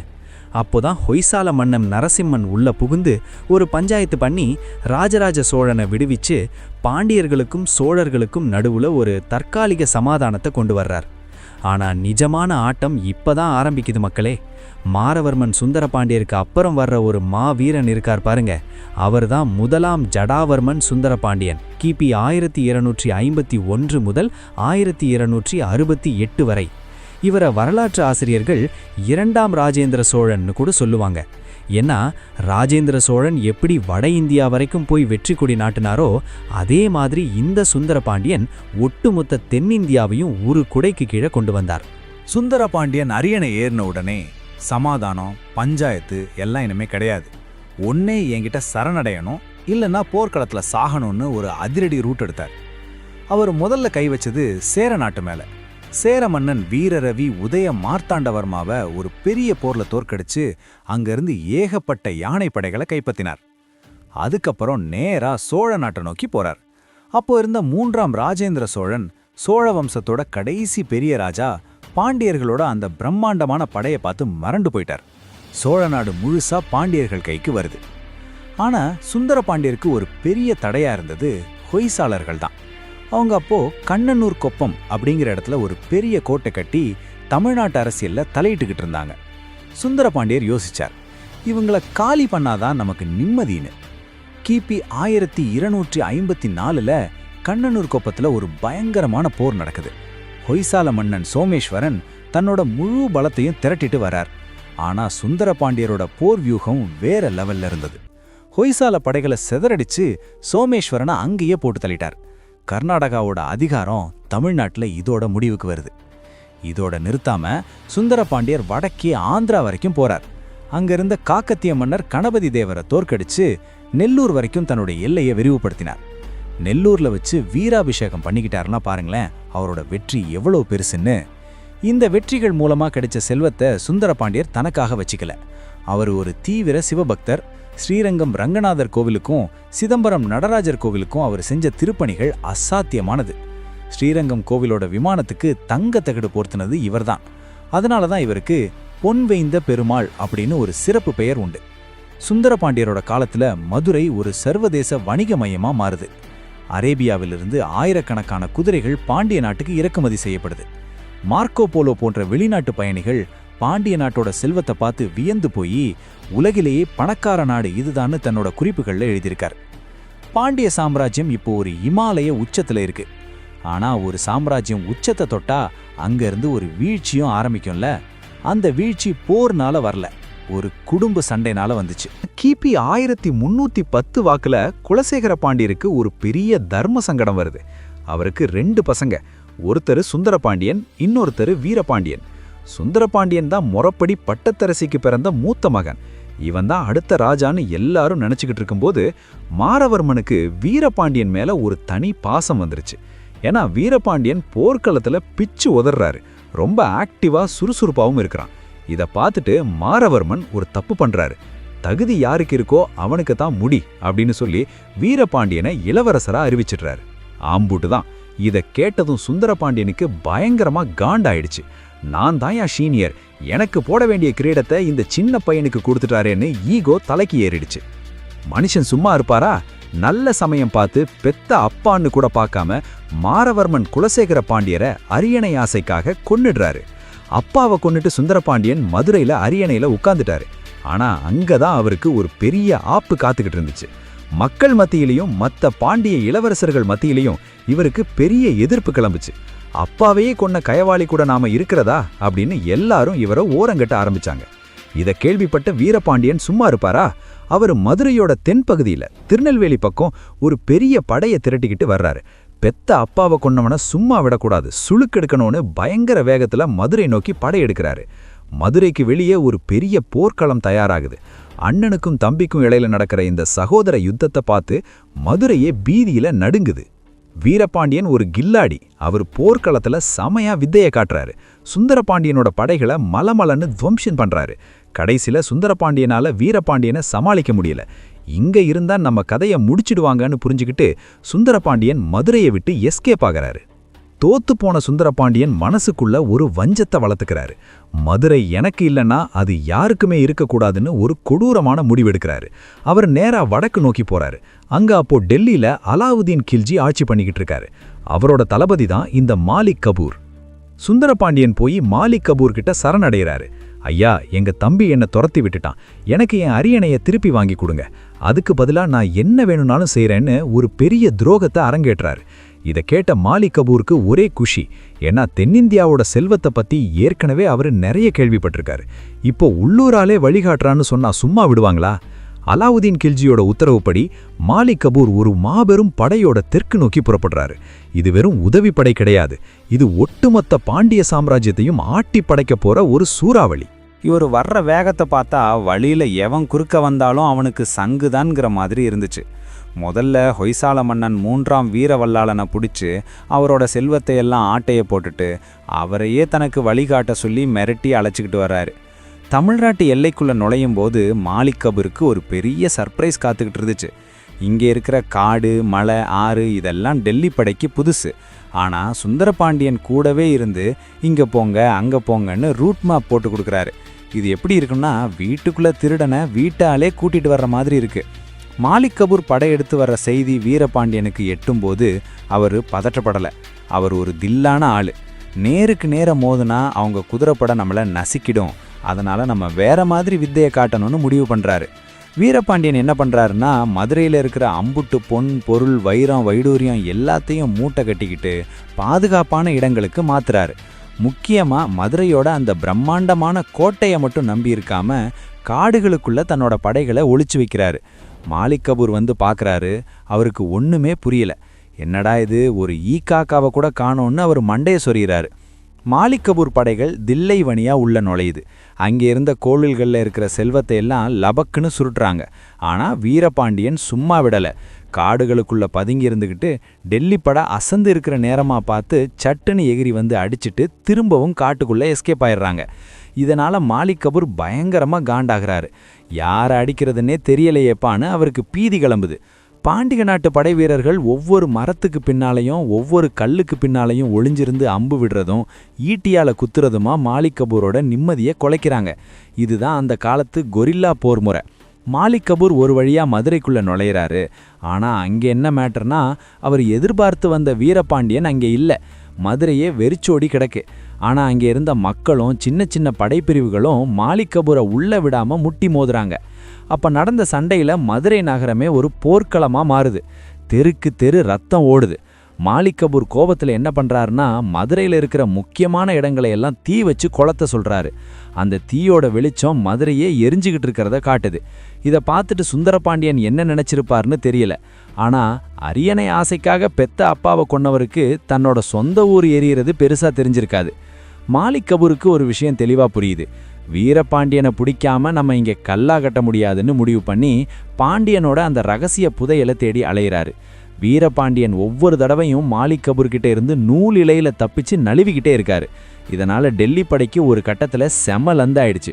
எங்கடா இருக்கான் அந்த பாண்டியன்னு கேட்டுக்கிட்டே மாலிக் கபூர் மதுரையோட மூல முடுக்கெல்லாம் நோட்டமிடுறாரு. ஆனா வீரபாண்டியன் கையில சிக்கவே இல்லை. வீரபாண்டியன் சிக்கல் என்னதும் மாலிக் கபூர் தன்னோட வேலையை காட்ட ஆரம்பிச்சாரு. ராஜா தான் கிடைக்கல, அட்லீஸ்ட் இங்க இருக்கிற காசையாவது அள்ளுவோன்னு முடிவு பண்ணி மதுரையோட முக்கியமான கோவில்களில் புகுந்து தகுடுதத்தம் பண்ண ஆரம்பிச்சாங்க. மதுரை மீனாட்சி அம்மன் கோவில் அந்த காலத்துல எப்படி இருந்துச்சு தெரியுமா? கோபுரங்கள் எல்லாம் பொன்னால செஞ்ச கலசம் வச்சு தகதகன்னு மின்னுச்சு. மாலிக் கபூர் ஆளுங்க அந்த பொன்னையும் வைரங்களையும் பார்த்து, அடேங்கப்பா இம்புட்டு வைரமா இந்த வாயை பிளந்துட்டு அங்கிருந்த நகைகள், சிலைகள் எல்லாத்தையும் மூட்டை கட்ட ஆரம்பிச்சாங்க. இதை பார்த்துட்டு இருந்த மதுரை மக்களுக்கு வயிறு எரிஞ்சுது. ஆனா எதிர்த்து பேசினா வெட்டி சாச்சிடுவாங்கன்னு பயத்துல உறைஞ்சு போய் நின்னாங்க. மாலிக் கபூர் மதுரையிலிருந்து எதெல்லாம் எடுத்துட்டு போனாருன்னு கல்வெட்டு ஆதாரங்களும் அந்த காலத்து வரலாற்று ஆசிரியரான அமீர் குஸ்ருனும் தெளிவா எழுதி வச்சுட்டு போயிருக்காங்க. சுமார் 512 யானைகள், ஆமாங்க, அம்புட்டு யானைகளையும் வரிசையா கட்டி கூட்டிட்டு போயிருக்காரு. 5000 குதிரைகள், சுமார் 500 மூட்டை தங்கம், வைரம், முத்துக்கள். இதையெல்லாம் பார்த்தா நமக்கு எப்படி இருக்கு? நம்ம ஊர் காசு, நம்ம ஊர் முத்துன்னு பீலாகுதுல. ஆனா அந்த சமயத்துல சுந்தரபாண்டியன் மாலிக் கபூர் பின்னாடியே போய், ஐயா எனக்கு ராஜ பதவி கிடைக்குமான்னு நைன்னு கேட்டுக்கிட்டு இருந்தாரே, அதுதான் பெரிய கொடுமை. மாலிக் கபூர் அவரை ஒரு டப்பா மாதிரி தான் பார்த்தாரு. உனக்கு எதுக்குடா பதவி, ஓரமா நில்லுங்கிற ரேஞ்சுக்கு தான் சுந்தரபாண்டியனை வச்சிருந்தாரு. மாலிக் கபூர் செல்வத்தை எல்லாம் அள்ளிட்டு சரி கிளம்புவோன்னு நினைக்கும்போது வீரபாண்டியன் ஒரு வேற லெவல் வித்தையை காட்டினாரு. மழைக்காலம் ஆரம்பிச்சிருச்சு. வைகை ஆத்துல வெள்ளம் பெருக்கெடுத்து ஓடுது. வடநாட்டுக்காரங்களுக்கு இந்த தென்னாட்டு மழைனா கொஞ்சம் அலர்ஜி. இதையே ஒரு வாய்ப்பா வச்சுக்கிட்டு வீரபாண்டியன் காடுகள்ல இருந்து வந்து மாலிக் கபூர் படைகளை தெறிக்க விட்டாரு. டேய், பெத்த அப்பாவை கொண்ட சுந்தரபாண்டியனுக்கு துணை போன கயவாளிகளான்னு சொல்லி வீரபாண்டியனோட படை வீரர்கள் எகிரி அடிச்சாங்க. மாலிக் கபூர் படைகளுக்கு இது ஒரு பெரிய எசகு பிசகான சிச்சுவேஷன். ஒரு பக்கம் மழை, இன்னொரு பக்கம் ஆத்து வெள்ளம், அதுக்கு நடுவுல பாண்டியர்களோட திடீர் அட்டாக். மாலிக் கபூர் நிஜமாவே அரண்டு போயிட்டாரு. இங்க ரொம்ப நாள் இருந்தா நம்மள உயிரோட விடமாட்டாங்கன்னு அவருக்கு புரிஞ்சிடுச்சு. வீரபாண்டியனை நேருக்கு நேர் ஜெயிக்க முடியாதுன்னு தெரிஞ்சதும் மதுரையை ஒரு வழியா மொட்டையடிச்சிட்டு கிடைச்ச லாபத்தோட டெல்லிக்கு எஸ்கேப் ஆக முடிவு பண்ணி கிளம்பி போயிட்டாரு. அதுக்கப்புறம் நம்ம சுந்தரபாண்டியன் என்ன பண்ணாரு தெரியுமா? மாலிக் கபூர் போனதும் நான் தான் ராஜான்னு மறுபடியும் சீன் போட ஆரம்பிச்சாரு. ஆனா மக்கள் அவரை ஒரு கயவாளி மாதிரி தான் பார்த்தாங்க. ஏன்னா பெத்த அப்பாவை கொன்னு வெளியூரால உள்ள கூட்டிட்டு வந்து நாட்டை சூறாட வச்சவரை யாராவது மதிப்பாங்களா? மாலிக் கபூர் போனதுக்கு அப்புறமாவது அண்ணனும் தம்பியும் கம்முன்னு இருந்திருக்கலாம். ஆனா அவங்களுக்குள்ள இருந்த அந்த அரியணை ஆசை இன்னும் நரநரன்னு பல்ல கடிக்க வச்சுது. வீரபாண்டியன் காட்டிலிருந்து வந்து மறுபடியும் மதுரை மேல எகிரி அடிச்சாரு. சுந்தரபாண்டியன் ஒரு கட்டத்துல தாக்கு பிடிக்க முடியாம இனி இங்க இருந்தா வேலைக்காகாதுன்னு சொல்லி வடக்கே தப்பிச்சு போயிட்டாரு. இந்த சகோதர யுத்தம் பாண்டிய வரலாற்றையே பிசுபிசுன்னு ஆக்கிடுச்சு. ஒரு காலத்துல தென்னிந்தியாவுக்கே பாஸ் மாதிரி இருந்த பாண்டியர்கள் இப்ப சின்ன சின்ன ஊர்களுக்கு ராஜாக்களா மாறிட்டாங்க. ஒருத்தன் திருநெல்வேலியில கெத்து காட்டுறது, இன்னொருத்தன் தென்காசி பக்கம் பதுங்கிறதுன்னு பாண்டிய நாடு சல்லட மாதிரி ஓட்டையாய் போச்சு. மாலிக் கபூர் போனதுக்கப்புறம் டெல்லி சுல்தான்களுக்கு ஒரு மேட்டர் தெளிவா புரிஞ்சுது. பாண்டிய நாடு ரொம்ப வீக்கா இருக்கு, அங்க அடிச்சு பிடிச்சு ஒரு காலனியை உருவாக்கலாம்னு பிளான் போட்டாங்க. இதோட விளைவாதான் பின்னாடி மதுரை சுல்தானியம் உருவாகுது. ஆனா அதுக்கு முன்னாடி பாண்டிய இளவரசர்கள் தங்களோட மானத்தை காப்பாத்திக்க எப்படி துடிச்சாங்க? அவங்க கையில விட்டு போன மதுரையை மறுபடியும் பிடிக்க முடியலனாலும் தங்களோட பாண்டிய வம்சத்தை எப்படி தொடர்ந்தாங்கங்கிறது ஒரு மரண மாஸ்கதை. கிபி 1311 மாலிக் கபூர் டெல்லிக்கு திரும்பி போனதும் மதுரையில ஒரு மயான அமைதி நிலவுச்சு. வீதிகள்லாம் வெறிச்சோடி கிடக்குது, அரண்மனைகள் சிதைஞ்சு போயிருக்கு. இந்த நிலைமையில பாண்டிய நாட்டு மக்கள் என்ன நினைச்சிருப்பாங்க? சரி, நடந்தது நடந்து போச்சு, நம்ம சுந்தரபாண்டியனும் வீரபாண்டியனும் இனியாவது அண்ணன் தம்பி சண்டையை விட்டுட்டு ஒன்னா சேர்ந்து இந்த நாட்டை மறுபடியும் தூக்கி நிறுத்துவாங்கன்னு எதிர்பார்த்தாங்க. ஆனா அந்த 2 பேரும் என்ன பண்ணாங்க தெரியுமா? மாலிக் கபூர் போன அடுத்த செகண்டு திரும்பவும் அவங்களுக்குள்ளேயே அடிச்சுக்க ஆரம்பிச்சாங்க. சிம்மாசனம் எனக்கு தான், இல்லை எனக்கு தான்னு மறுபடியும் ஒரு வாரிசு போர் வெடிக்குது. இந்த முட்டாள்தனத்தை வரலாற்றுல வேற எந்த பேரரசுலையும் பார்க்க முடியாது. நாடு சுடுகாடா கிடக்கும்போது கூட அதிகார பசி அவங்கள விடலை. சுந்தரபாண்டியன் வீரபாண்டியன்னு 2 பேரும் அவங்களுக்கு ஆதரவா இருந்த சின்ன சின்ன பாளையக்காரர்களை வச்சுக்கிட்டு மறுபடியும் ரத்தம் சிந்த ஆரம்பிக்கிறாங்க. இந்த சண்டையில யார் ஜெயிக்கிறாங்கன்னு பார்த்தா 2 பேருமே கிடையாது. இவங்க அடிச்சுக்கிறத பார்த்துட்டு பக்கத்துல இருந்தவங்க எல்லாம் இதுதாண்டா சரியான டைம்னு பாண்டிய நாட்டை பிச்சு தின்ன வராங்க. முதல்ல உள்ள நுழையிறது யாருன்னா சேர நாட்டை சேர்ந்த இன்றைய கேரளா வேணாடு பகுதி இரவிவர்மன் குலசேகரன். ஒரு காலத்துல பாண்டியர்களுக்கு கப்பம் கட்டிக்கிட்டு அடங்கி கிடந்த சேர மன்னன் அவன். ஆனா பாண்டியர்கள் அடிச்சுக்கிறத பார்த்துட்டு ஒரு பெரிய படையை திரட்டிக்கிட்டு கிபி 1312 மதுரைக்குள்ள ரொம்ப ஈஸியா நுழையிறான். சுந்தரபாண்டியனையும் வீரபாண்டியனையும் அடிச்சு விரட்டிட்டு பாண்டியர்களோட அந்த புகழ்பெற்ற சிம்மாசனத்துல ஒரு சேர மன்னன் வந்து கெத்தா உட்கார்றான். அது மட்டும் இல்லாம தன்னை பாண்டிய மண்டல ஸ்தாபனாச்சாரியன், அதாவது பாண்டிய மண்டலத்தை நிறுவியவன் அப்படின்னு பட்டமெல்லாம் சூட்டிக்கிட்டு பந்தா பண்றான். பாண்டியர்களுக்கு இதை விட பெரிய அவமானம் இருக்க முடியுமா? ஆனா இரவிவர்மன் குலசேகரனோட ஆட்டம் ரொம்ப நாள் நீடிக்கல. அவனுக்கு ஆப்பு வைக்கிறதுக்காக வடக்கே காக்கத்திய பேரரசு, அதாவது இன்றைய ஆந்திர பகுதி, அதுல இருந்து ஒரு படை கிளம்புது. காக்கத்திய மன்னன் பிரதாபருத்ரன் தன்னோட மிகச்சிறந்த தளபதியான முப்பிடி நாயக்கன் அப்படிங்கிறவனை மதுரைக்கு அனுப்புறான். முப்பிடி நாயக்கன் வந்து இரவிவர்மன் குலசேகரனை பந்தாடி அவனை மறுபடியும் சேர நாட்டுக்கே விரட்டி அடிக்கிறான். இப்போ மதுரை காக்கத்தியர்கள் வசமாகுது. முப்பிடி நாயக்கன் என்ன பண்றான்னா ஓடி போய் ஒளிஞ்சுக்கிட்டு இருந்த சுந்தரபாண்டியனை கூட்டிட்டு வந்து, நீ சும்மா பேருக்கு பாண்டிய அரசனா இரு, ஆனா எங்க காக்கத்திய பேரரசுக்கு கப்பம் கட்டணும்னு சொல்லி ஒரு பொம்மை அரசனா பப்பட் கிங்கா உட்கார வச்சுட்டு போறான். இந்த காலகட்டத்தை நீங்க உற்று கவனிச்சிங்கன்னா பாண்டிய நாடு ஒரு அனாதை மாதிரி எல்லார் கையிலையும் சிக்கி சின்ன பின்ன மாறிக்கிட்டு இருந்துச்சு. டெல்லிக்காரன் வந்து கொள்ளையடிச்சான், சேர மன்னன் வந்து அரியணையில உட்கார்ந்தான், காக்கத்தியர்கள் வந்து கப்பம் கேட்டாங்க. உலகத்தையே நடுங்க வச்ச மீன் கொடி இப்ப காத்துல கிழிஞ்சு தொங்கிக்கிட்டு இருந்துச்சு. மக்கள் எல்லாம் நம்பிக்கை இழந்து நம்ம நாட்டை யாராவது காப்பாற்ற மாட்டாங்களான்னு ஏங்கிக்கிட்டு இருந்தாங்க. ஆனா அவங்களுக்கு வந்த அடுத்த சோதனை இதுக்கு முன்னாடி வந்த எல்லாத்தை விட ரொம்ப கொடூரமானது. கிபி 1320 வாக்குல டெல்லியில பெரிய அரசியல் மாற்றம் நடக்குது. கில்ஜி வம்சம் வீழ்ந்து கியாசுதீன் துக்ளக் அப்படிங்கிறவன் டெல்லி சுல்தானா அரியணை ஏறுறான். அவனுக்கு தென்னிந்தியாவை வெறும் கொள்ளையடிக்கிற இடமா மட்டும் பார்க்க இஷ்டம் இல்லை. அதை ஏன் நம்ம முழுசாக நம்ம கட்டுப்பாட்டில் கொண்டு வந்து நம்மளோட ஒரு காலனியாக மாற்றக்கூடாது அப்படின்னு யோசிக்கிறான். உடனே தன்னோட மகன் உலுக்கான, இவர் தான் பின்னாடி முகமது பின் துக்ளக்னு பேர் மாறினது, ஒரு பிரம்மாண்டமான படையோட தென்னிந்தியாவுக்கு அனுப்புகிறான். கிபி 1323 உலுக்கானோட படை மதுரைக்குள்ளே நுழையுது. இது மாலிக் கபூர் படையெடுப்பு மாதிரி கிடையாது. இது நிரந்தரமான ஆதிக்கத்தை நிறுவறதுக்கான ஒரு முற்றுகை. அந்த படை மதுரையில் இருந்த அத்தனை கோட்டைகளையும் தரமட்டமாக்குது. பேருக்கு அரசனாக இருந்த பாண்டிய மன்னர்கள் எல்லாம் உயிரை காப்பாற்றிக்கிட்டா போதும்னு அரண்மனையை விட்டு காட்டுக்குள்ளே ஓடுறாங்க. உலுக்கான் மதுரையை கைப்பற்றி அதை டெல்லி சுல்தானத்தொகை ஒரு மாகாணமாக ப்ராவின்ஸாக அறிவிக்கிறான். பாண்டிய நாட்டுக்கு அவங்க வச்ச புது பேர் மபார். மபார் அப்படின்னா அரபு மொழியில் பாதை அல்லது கடந்து செல்லும் இடம்னு அர்த்தம். அந்த 1323ஓட பல நூறு வருடங்களாக தென்னிந்தியாவே ஆண்ட பாண்டியர்களோட நேரடி ஆட்சி மதுரையில் முற்றிலுமாக முடிவுக்கு வருது. மீனாட்சி அம்மன் நடமாடிய வீதிகளில் இப்போ அந்நிய படைகளோட குதிரை குளம்படிகள் சத்தம் மட்டும்தான் கேட்டுச்சு.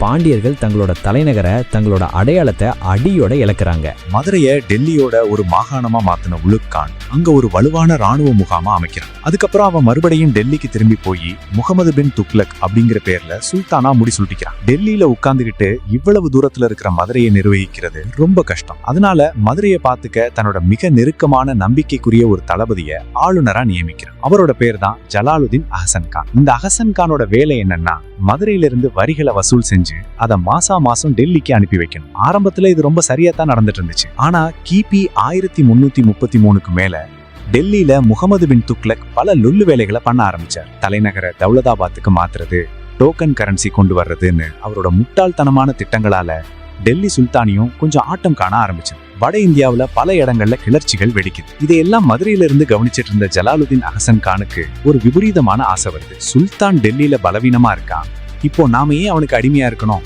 அம்புட்டு வளமும் பணமும் கொட்டி கிடக்கிற இந்த மதுரை மண்ணை நாமே சொந்தமாக்கிக்கிட்டா என்ன அப்படின்னு கணக்கு போடுறான். கிபி 1335 அவன் ஒரு பகீர் முடிவு எடுக்கிறான். டெல்லிக்கு அனுப்ப வேண்டிய வரி பணத்தை மொத்தமா நிப்பாட்டிட்டு, நான் டெல்லி சுல்தானோட வேலையால் கிடையாது, இனிமே மதுரை ஒரு சுதந்திரமான நாடு, நான் தான் இந்த மதுரை சுல்தானியத்தோட முதல் சுல்தான் அப்படின்னு அறிவிக்கிறான். துக்ளக்கு இந்த செய்தி போனதும் செம காண்டாகிறான். என் காலடியில கிடந்தவன் எனக்கே ஆப்பு வைக்கிறானான்னு ஒரு பெரிய படையை திரட்டிக்கிட்டு அஹ்சன் கானை அழிக்க தெற்கு நோக்கி வர்றான். ஆனா விதி அன்னைக்கு அஹ்சன் கானுக்கு சாதகமா இருந்துச்சு. துக்ளக்கோட படை ஆந்திரால இருக்கிற பிதார் பகுதியை தாண்டும் போது அவங்க படையில காலரா நோய் பயங்கரமா பரவுது. ஆயிரக்கணக்கான வீரர்கள் ரத்த வாந்தி எடுத்து செத்து விழுறாங்க. துக்ளக்குக்கும் அந்த நோய் தொத்திக்கிச்சு. வேற வழி இல்லாம துக்ளக் தன் படைய பாதியிலே நிறுத்திட்டு உசுரை மட்டும் கையில பிடிச்சுக்கிட்டு டெல்லிக்கு திரும்பி ஓடிடுறான். துக்ளக் தோத்துட்டு திரும்பி போனது அஹ்சன் கானுக்கு கிடைச்ச ஒரு மிகப்பெரிய ஜாக்பாட். இனிமே நம்மள கேட்க இங்க ஆளே இல்லைன்னு அவன் மதுரையில தன்னோட சொந்த பேர்லயே நாணயங்களை அச்சடிக்கிறான். இதோட பாண்டியர்களோட தலைநகரம் அதிகாரப்பூர்வமா ஒரு இஸ்லாமிய சுல்தானியமா மாறுது. இந்த மதுரை சுல்தானியத்தோட ஆட்சி எப்படி இருந்துச்சு தெரியுமா? அது பாண்டிய நாட்டு மக்களுக்கு ஒரு நரகமா இருந்துச்சு. அஹ்சன் கானும் அவனுக்கு பின்னாடி வந்த சுல்தான்களும் பாண்டிய நாட்டு மக்களையும் அவங்களோட கலாச்சாரத்தையும் வேரோட அழிக்கணும்னு முடிவு பண்ணாங்க. விவசாயிகளுக்கு தாங்க முடியாத அளவுக்கு வரிகள் விதிக்கப்படுது. வரி கட்ட முடியாதவங்களை கொடூரமா தண்டிச்சாங்க. இந்த கொடுமைகளை நாம சும்மா சொல்லல. அன்னைக்கு நேர்ல பார்த்த மொராக்கோ நாட்டு பயணி இபன் பத்தூதா அவரோட குறிப்புகள்ல கண்ணீரோட பதிவு செஞ்சிருக்காரு. இபன் பத்தூதா யாருன்னா இந்த அஹ்சன் கானோட சொந்த மருமகன். ஆனா தன்னோட மாமனாரோட வம்சத்தினர் பண்ற கொடுமைகளை பார்த்து அவரே நடுங்கி போயிட்டாரு. அவர் தன்னோட புத்தகத்துல எழுதுறாரு, மதுரை சுல்தான்கள் அநியாயத்துக்கு கொடூரமானவங்க. அவங்க பாண்டிய நாட்டு மக்களை கூர்மையான மரக்குச்சிகள்ல ஏத்தி கொள்றத பார்த்து நான் பயந்துட்டேன். காடுகள்ல மறைஞ்சு வாழ்ந்த அப்பாவி மக்களை வேட்டையாடி அவங்க வீட்டு பெண்களையும் குழந்தைகளையும் தரையில இழுத்துட்டு வந்து சித்திரவதை பண்ணாங்க அப்படின்னு ரத்தம் உறையிற மாதிரி எழுதியிருக்காரு. இதை எல்லாம் விட பெரிய துயரம் என்னன்னா, பாண்டியர்களோட அடையாளமான மதுரை மீனாட்சி அம்மன் கோவிலுக்கு நடந்ததுதான். சுகதாம்பெண் அந்த கோவில சிதைக்கல இறந்துக்கிறார். இதை பார்த்து அங்கே இந்த அர்ச்சகர்கள் நம்ம உசிறு போனாலும் பரவாயில்ல, அம்மன் சிலைக்கு ஒன்னும் ஆகக்கூடாதுன்னு முடிவு பண்றாங்க. உடனே உண்மையான மீனாட்சி அம்மன் சிலையையும் சொக்கநாதர் சிலையையும் ரகசியமா எடுத்துட்டு கருவறைக்குள்ள ஒரு போலி சிலையை வச்சுட்டு அந்த உண்மையான சிலைகளோட ஊரை விட்டு வெளியில ஏறாங்க. சுல்தான்கள் கருவறைக்குள்ள வராம இருக்கணுங்கிறதுக்காக அந்த போலி சிலைக்கு முன்னாடி ஒரு பெரிய செங்கல் சுவரை கட்டி அந்த இடத்தையே மறைச்சிடுறாங்க. அன்னைக்கு மூடின அந்த மீனாட்சி அம்மன் கோவிலோட கருவறை கிட்டத்தட்ட 40 வருஷத்துக்கு திறக்கப்படவே கோவில் மண்டபங்கள் இடிக்கப்பட்டு அங்கிருந்த தூண்களை வச்சு சுல்தான்கள் தங்களுக்கு கோட்டைகளையும் அரண்மனைகளையும் கட்டிக்கிட்டாங்க. தங்களோட தலைநகரமும் போச்சு, தங்களோட குலதெய்வமும் கோவிலை விட்டு போச்சுன்னு தெரிஞ்சப்போ எஞ்சி இருந்த பாண்டிய அரச குடும்பத்தினர் மனசு உடைஞ்சு போயிடுறாங்க. இனிமே மதுரையில இருந்தா நம்ம வம்சமே அழிஞ்சிடும்னு நினைச்சு அவங்க தங்களோட ஆதரவாளர்களை கூட்டிக்கிட்டு தெற்கு நோக்கி பயணமாகறாங்க. திருநெல்வேலி, கொர்க்கை, தென்காசி மாதிரியான அடர்ந்த காட்டு பகுதிகளுக்கும் மலை பகுதிகளுக்கும் போய் ஒளிறாங்க. ஒரு காலத்துல இமயமலை வரைக்கும் படையெடுத்து போன பாண்டியர்கள் இப்போ தங்களோட சொந்த நாட்டிலேயே அகதிகள் மாதிரி தெற்கு நோக்கி ஓடுறாங்க. அங்க போய் அவங்க சும்மா இருந்தாங்களா? இல்ல, எப்படியாவது தங்களோட மதுரையை மீட்கணும்னு காட்டுக்குள்ள இருந்துகிட்டே ஒரு ரகசிய படையை உருவாக்குறாங்க. அவங்கள தான் நம்ம தென்காசி பாண்டியர்கள்னு சொல்றோம். சடையவர்மன் பராக்கிரம பாண்டியன், ஆதிவீரராம பாண்டியன் மாதிரியான மன்னர்கள் இந்த தென்காசி பாண்டியர் வம்சத்துல ரொம்ப முக்கியமானவங்க. இவங்க சும்மா காட்டுக்குள்ள பதுங்கி வாழல. என்னைக்காவது ஒரு நாள் நம்ம மதுரையை திரும்ப மீட்போம் அப்படிங்கிற அந்த நெருப்பை தங்களோட நெஞ்சிலேயே சுமந்துட்டு இருந்தாங்க. ஆனா அவங்களால உடனே ஒரு பெரிய படையை திரட்டி மதுரை சுல்தான்களை எதிர்க்க முடியல. ஏன்னா சுல்தான்கள் கிட்ட அன்னைக்கு இருந்த குதிரை படையும் ஆயுத பலமும் ரொம்ப அதிகம். அதனால பாண்டியர்கள் கொரில்லா போர் முறையை கையாளுறாங்க. அதாவது மறைஞ்சிருந்து சுல்தான்களோட படைகள் மேல திடீர் தாக்குதல் நடத்துறது, அவங்களோட ஆயுதங்களை பறிக்கிறதுன்னு சின்ன சின்ன அளவுல தங்களோட எதிர்ப்பை பதிவு பண்ணிட்டு இருந்தாங்க. ஆனா மதுரையில நிலைமை நாளுக்கு நாள் ரொம்ப மோசமாகிட்டு இருந்துச்சு. குறிப்பா கிபி 1339 கியாசுதீன் முகமது தம்கானி அப்படிங்கிறவன் மதுரை சுல்தானா அரியணை ஏறுறான். இவன் ரொம்பவே கொடூரமானவன். பாண்டிய நாட்டை மொத்தமா இஸ்லாமிய நாடா மாத்தணும்னு ஒரு வெறியோட அலைஞ்சான். விவசாயிகளுக்கு தாங்க முடியாத அளவுக்கு வரியை போட்டான். வரி கட்டாதவங்களை ஈவிரக்கமே இல்லாம கொன்னாரு. இதுக்கு முன்னாடி நம்ம பார்த்தோம் இல்லையா, அந்த மொராக்கோ பயணி இபுன் பதூதா. இந்த கியாசுதீன் முகமது தம்கானியோட ஆட்சி காலத்துல தான் மதுரைக்கு வர்றாரு. தம்கானி பண்ற கொடுமைகளை பார்த்துட்டு இவன் ஒரு அரக்கன், காட்டுக்குள்ள தஞ்சம் புகுந்த அப்பாவி இந்துக்களை வேட்டையாடி அவங்களோட மனைவிகள் குழந்தைகளை அவங்க கண் முன்னாடியே கழுமரத்துல ஏத்தி கொள்றான் அப்படின்னு இபுன் பதூதா ரொம்பவே நடுங்கி போய் எழுதியிருக்காரு. இந்த இரத்த கலரியான காலத்துல நம்மளை காப்பாத்த யாருமே இல்லையா, மீனாட்சி அம்மன் நம்மளை கைவிட்டுட்டாளான்னு பாண்டி நாட்டு மக்கள் கதறி அழுதாங்க. அந்த அழுகுரல் தென்னிந்தியா முழுக்க எதிரொலிச்சது. அந்த சமயத்துல தான் பாண்டியர்களுக்கும் தென்னிந்திய மக்களுக்கும் ஒரு பெரிய வெளிச்சம் வடக்கிலிருந்து வர ஆரம்பிச்சது. அது எந்த இடம்னா துங்கபத்ரை நதிக்கரையில, இன்றைய கர்நாடக பகுதி. கிபி 1336 ஹரிஹரர் புக்கர் அப்படிங்கிற 2 அண்ணன் தம்பிங்க சேர்ந்து ஒரு புதிய சாம்ராஜ்யத்தை உருவாக்குறாங்க. அதுதான் தென்னிந்திய வரலாற்றையே புரட்டி போட்ட விஜயநகர பேரரசு. விஜயநகர பேரரசு நாளுக்கு நாள் அசுர வளர்ச்சி அடையுது. அப்போ விஜயநகரத்தை ஆட்டிட்டு இருந்த புக்கராயருக்கு தென்னிந்தியா மேல ஒரு கண் இருந்துச்சு. மதுரையை கைப்பற்றலாம்னு நினைக்கிறாரு. இதுக்காக தன்னோட சொந்த மகன் குமார கம்பனாவை ஒரு பிரம்மாண்டமான படையோட தெற்கு நோக்கி அனுப்பி வைக்கிறாரு. இந்த இடத்துல தான் பாண்டியர்களோட விதி மறுபடியும் ஒரு பெரிய திருப்பத்தை சந்திக்குது. விஜயநகர படை மதுரை நோக்கி வர்ற செய்தி காட்டுக்குள்ள பதுங்கி இருந்த தென்காசி பாண்டியர்களுக்கு கிடைக்குது. மதுரையை மீட்க ஒரு கடைசி வாய்ப்பா இதை பயன்படுத்தலாம்னு நினைச்சாங்க. விஜயநகர படைக்கு உதவி செய்வோன்னு பாண்டியர்கள் முடிவு பண்றாங்க. மதுரை மீட்பு போர் ஆரம்பமாகுது. குமார கம்பனாவோட படை சும்மா சொல்லக்கூடாது, அப்புட்டு பிரம்மாண்டமா இருந்துச்சு. அவரோட வலது கையா கோப்பண்ணா அப்படிங்கிற ஒரு பிராமண தளபதியும் சாலுவ மங்கு அப்படிங்கிற இன்னொரு மாவீரனும் அந்த படையை வழி நடத்திட்டு வராங்க. குமார கம்பனா மதுரை நோக்கி வர்ற வழியில தொண்டை மண்டலத்துல, அதாவது காஞ்சிபுரம் பகுதியில இருந்த சம்புராவர்களை அடிச்சு பணிய வச்சுட்டு நேரா மதுரைக்குள்ள கால் எடுத்து வைக்கிறாரு. கிபி 1370-71 காலகட்டத்தில் குமார கம்பனாவோட படை மதுரை கோட்டைக்கு வெளியில சுல்தானோட படையை சந்திக்குது. அன்னைக்கு மதுரை சுல்தானா இருந்தவன் சிக்கந்தர் ஷா. இரு படைகளுக்கும் இடையில ஒரு பயங்கரமான போர் நடக்குது. பாண்டிய நாட்டு மக்களும் தென்காசியிலிருந்து வந்த ரகசிய படைகளும் கம்பனாவுக்கு ஆதரவா களமிறங்குறாங்க. சுல்தான்களோட குதிரை படையை விஜயநகர படை ரொம்ப லாவகமா அடிச்சு நொறுக்குது. கடைசியில போர்க்களத்துல குமார கம்பனாவே நேருக்கு நேர் சிக்கந்தர் ஷாவை சந்திச்சு தன்னோட வாளால அவனோட தலையை துண்டிக்கிறாரு. இதோட கிட்டத்தட்ட 48 வருஷமா மதுரையை ஆட்டி படைச்ச அந்த அரக்கத்தனமான மதுரை சுல்தானியம் மொத்தமா வேரோட அழிக்கப்படுது. மதுரை மீட்கப்பட்ட அந்த நாள் பாண்டி நாட்டு மக்கள் அத்தனை பேருக்கும் ஒரு பெரிய தீபாவளி மாதிரி இருந்துச்சு. மக்கள் எல்லாம் கண்ணீர் மல்க மீனாட்சி அம்மன் கோவிலுக்கு போறாங்க. கிட்டத்தட்ட 40 வருஷமா மூடி கிடந்த அந்த கோவில் கருவறை சுவரை இடிச்சு திறக்கிறாங்க. கருவறையை மறைச்சு கட்டியிருந்த சுவரை இடிச்சு உள்ள போனப்போ 40 வருஷத்துக்கு முன்னாடி ஏத்தி வச்ச அந்த தீபம் அப்படியே அணையாம எரிஞ்சிட்டு இருந்துச்சான். அது மட்டும் இல்லாம அன்னைக்கு சார்த்தி இருந்த செம்பக பூ மாலை வாடாம சந்தனத்தோட வாசனை கருவறை முழுக்க வீசிட்டு இருந்துச்சுன்னு சொல்றாங்க. இதை அறிவியல் பூர்வமா ஏத்துக்க முடியலனாலும் மக்களோட நம்பிக்கையும் அவங்க பக்தி எந்த அளவுக்கு ஆழமா இருந்துச்சுங்கிறத இது காட்டுது. உடனே தெற்கே பாதுகாப்பா மறைச்சு வச்சிருந்த உண்மையான மீனாட்சி அம்மன் சிலையையும் சொக்கநாதர் சிலையையும் திரும்பவும் கொண்டு வந்து கோலாகலமா கும்பாபிஷேகம் பண்றாங்க. மதுரை தன்னோட பழைய பொலிவை திரும்ப பெறுது. இப்போ உங்க மனசுல ஒரு பெரிய கேள்வி வரும், அப்பாடா மதுரையை மீட்டாச்சு, இப்போ தென்காசியில ஒளிஞ்சிட்டு இருக்கிற பாண்டிய மன்னர்களை கூப்பிட்டு அவங்க சிம்மாசனத்துல அவங்கள உட்கார வச்சு குமாரகம்மன்னா பெரிய மனசு பண்ணியிருப்பாரே அப்படின்னு தோணும். ஆனா அரசியல்ங்கிறது எப்போதுமே கருணை அடிப்படையில் இயங்காது, அது அதிகார அடிப்படையில் தான் இயங்கும். அது மட்டும் இல்லாமல் விஜயநகர பேரரசோட நோக்கம் தென்னிந்தியாவை ஆட்சி செய்கிறது தான். பாண்டியர்களுக்கு உதவி செய்கிற நோக்கத்தோடு அவங்க வரல. பாண்டியர்கள் வெள்ளந்தியா நம்பி ஏமாந்துட்டாங்க. அதுக்கப்புறம் மதுரையை நிர்வகிக்க விஜயநகர பேரரசு தங்களோட சொந்த பிரதிநிதிகளை நாயக்கர்கள் அப்படிங்கிற ஆளுநர்களாக நியமிக்கிறாங்க. இது பின்னாடி மதுரை நாயக்கர்கள் ஆட்சி உருவாவதற்கு அடித்தளமாக அமையுது. பாண்டியர்கள் இது துளியும் எதிர்பார்க்கல. ஒரு அந்நியன் சுல்தான் போயிட்டு இன்னொரு அந்நியன் விஜயநகரம் வந்து உக்காந்துக்கிட்டானேன்னு அவங்க மனசு ரொம்பவே வலிச்சுது.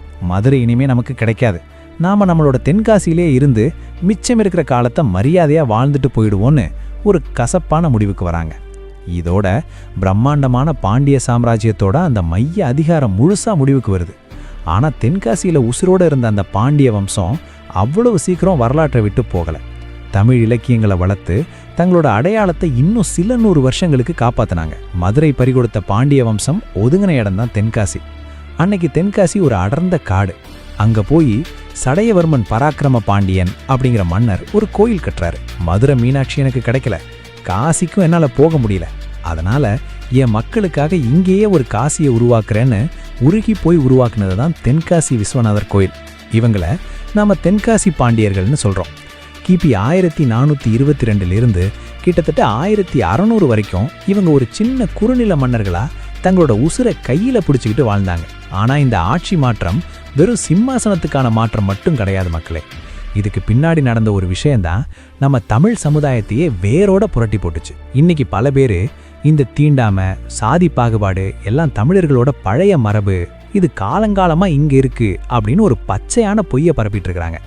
ஆனால் உண்மையிலேயே பாண்டியர் காலத்து கல்வெட்டுகளையோ செப்பேடுகளையோ எடுத்து பார்த்தீங்கன்னா அங்கே தீண்டாமை அப்படிங்கிற ஒரு வார்த்தையோ அதற்கான தடயமோ துளியளவும் கிடையாது. பாண்டியர்கள் கிட்ட மட்டும் கிடையாது, தமிழ் மன்னர்களான சேர, சோழ, பாண்டியர், அதுக்கப்புறம் பல்லவர்கள், இவங்க யார்கிட்டையுமே இந்த தீண்டாமை அப்படிங்கிறது கிடையாது. மக்கள் அவங்கவங்க செய்கிற தொழிலை வச்சு குடியிருப்புகளை பிரித்து வாழ்ந்தாங்கங்கிறது உண்மைதான். ஆனால் ஒரு குறிப்பிட்ட சமூகத்தினர் தெருவில் நடக்கக்கூடாது, பொது குளத்தில் தண்ணி எடுக்கக்கூடாது, அல்லது அவங்கள தொட்டா தீட்டுன்னு சொல்லக்கூடிய அந்த இழிவான முறை அன்னைக்கு இல்லவே இல்லை. பாண்டிய மன்னர்கள் போருக்கு போகும்போது அத்தனை சமூக மக்களையும் ஒன்றா சேர்த்துக்கிட்டு தான் போனாங்க. அத்தனை பேருக்கும் கோவிலில் உரிமை இருந்துச்சு. அப்புறம் எப்போ இந்த தீண்டாமை நம்ம ஊருக்குள்ளே வந்துச்சுன்னு பார்த்தா, எப்போ விஜயநகர பேரரசு நம்ம ஊரை கைப்பற்றி நாயக்கர்கள் வழியாக தங்களோட ஆட்சியை நிலைநிறுத்தினாங்களோ அப்போ தான் வடநாட்டில் இருந்த மனு தர்ம சட்டங்களை இங்கே திணிக்க ஆரம்பித்தாங்க. இந்த திணிப்புக்கு பின்னாடி ஒரு ஸ்ட்ராங்கான அரசியல் காரணமும் இருக்குது. அதுதான் பிரித்தாளும் சூழ்ச்சி. இந்த ஒரு ஸ்ட்ராட்டஜியை ஒரு பெரிய ஆயுதமாக இவங்க பயன்படுத்தினாங்க. இப்போ வரைக்கும் இந்த விஜயநகர பேரரசோட வழித்தொங்கலில் வந்த அரசு இந்த ஸ்ட்ராட்டஜியை கரெக்டாக பயன்படுத்திக்கிட்டு தான் இருக்காங்க. நீ தாழ்ந்தவன், நீ உயர்ந்தவன் அப்படின்னு இல்லாத ஒரு விஷயத்த சொல்லி 2 பேருக்கு இடையில சண்டையை மூட்டி விட்டு அந்த சண்டையில் குளிர்காயிற ஒரு எச்ச புத்தி தான் இந்த ஸ்ட்ராட்டஜி. இதை இவங்க எப்படி நடைமுறைக்கு கொண்டு வந்தாங்கன்னு பார்த்தீங்கன்னா, நாயக்கர்கள் தங்களை ஹிந்து தர்மத்தோட காவலர் அப்படின்னு சொல்லிக்கிட்டு பிறப்பின் அடிப்படையில் மனுஷங்களை உயர் சாதி, தாழ்ந்த சாதின்னு ரொம்ப கொடூரமாக பிரிக்க ஆரம்பித்தாங்க. அவங்களோட ஆட்சியில் தான் வர்ணாசிரம தர்மம் அப்படிங்கிற ஒன்று தமிழ் மண்ணில் ஆழமாக வேர் விட்டுச்சு. ஒரு குறிப்பிட்ட பிரிவினரை ஊருக்கு ஒதுக்குப்புறமாக தள்ளி வச்சு அவங்கள தீண்டத்தகாதவர்கள்னு முத்திரை குத்துனது இந்த விஜயநகர ஆட்சியாளர்கள் தான். ஆனால் இன்னைக்கு வரலாறு எப்படி தப்பாக பதிவு செய்யப்படுது தெரியுமா? இந்த கொடுமைகள் எல்லாம் தமிழர்களோட மரபு, அவங்க தான் இதை பண்ணாங்கன்னு அம்புட்டு பழியையும் நம்ம மேலேயே போடுறாங்க. இது எப்படி இருக்குன்னா, நம்ம வீட்டுக்குள்ளே புகுந்த ஒருத்தன் நம்ம வீட்டில் குப்பையை கொட்டிட்டு உங்கள் வீடு எவ்வளவு அசிங்கமாக இருக்குன்னு நம்மளையே பார்த்து சிரிக்கிற மாதிரி தான் இது. இது தமிழர்களோட மரபு கிடையாது.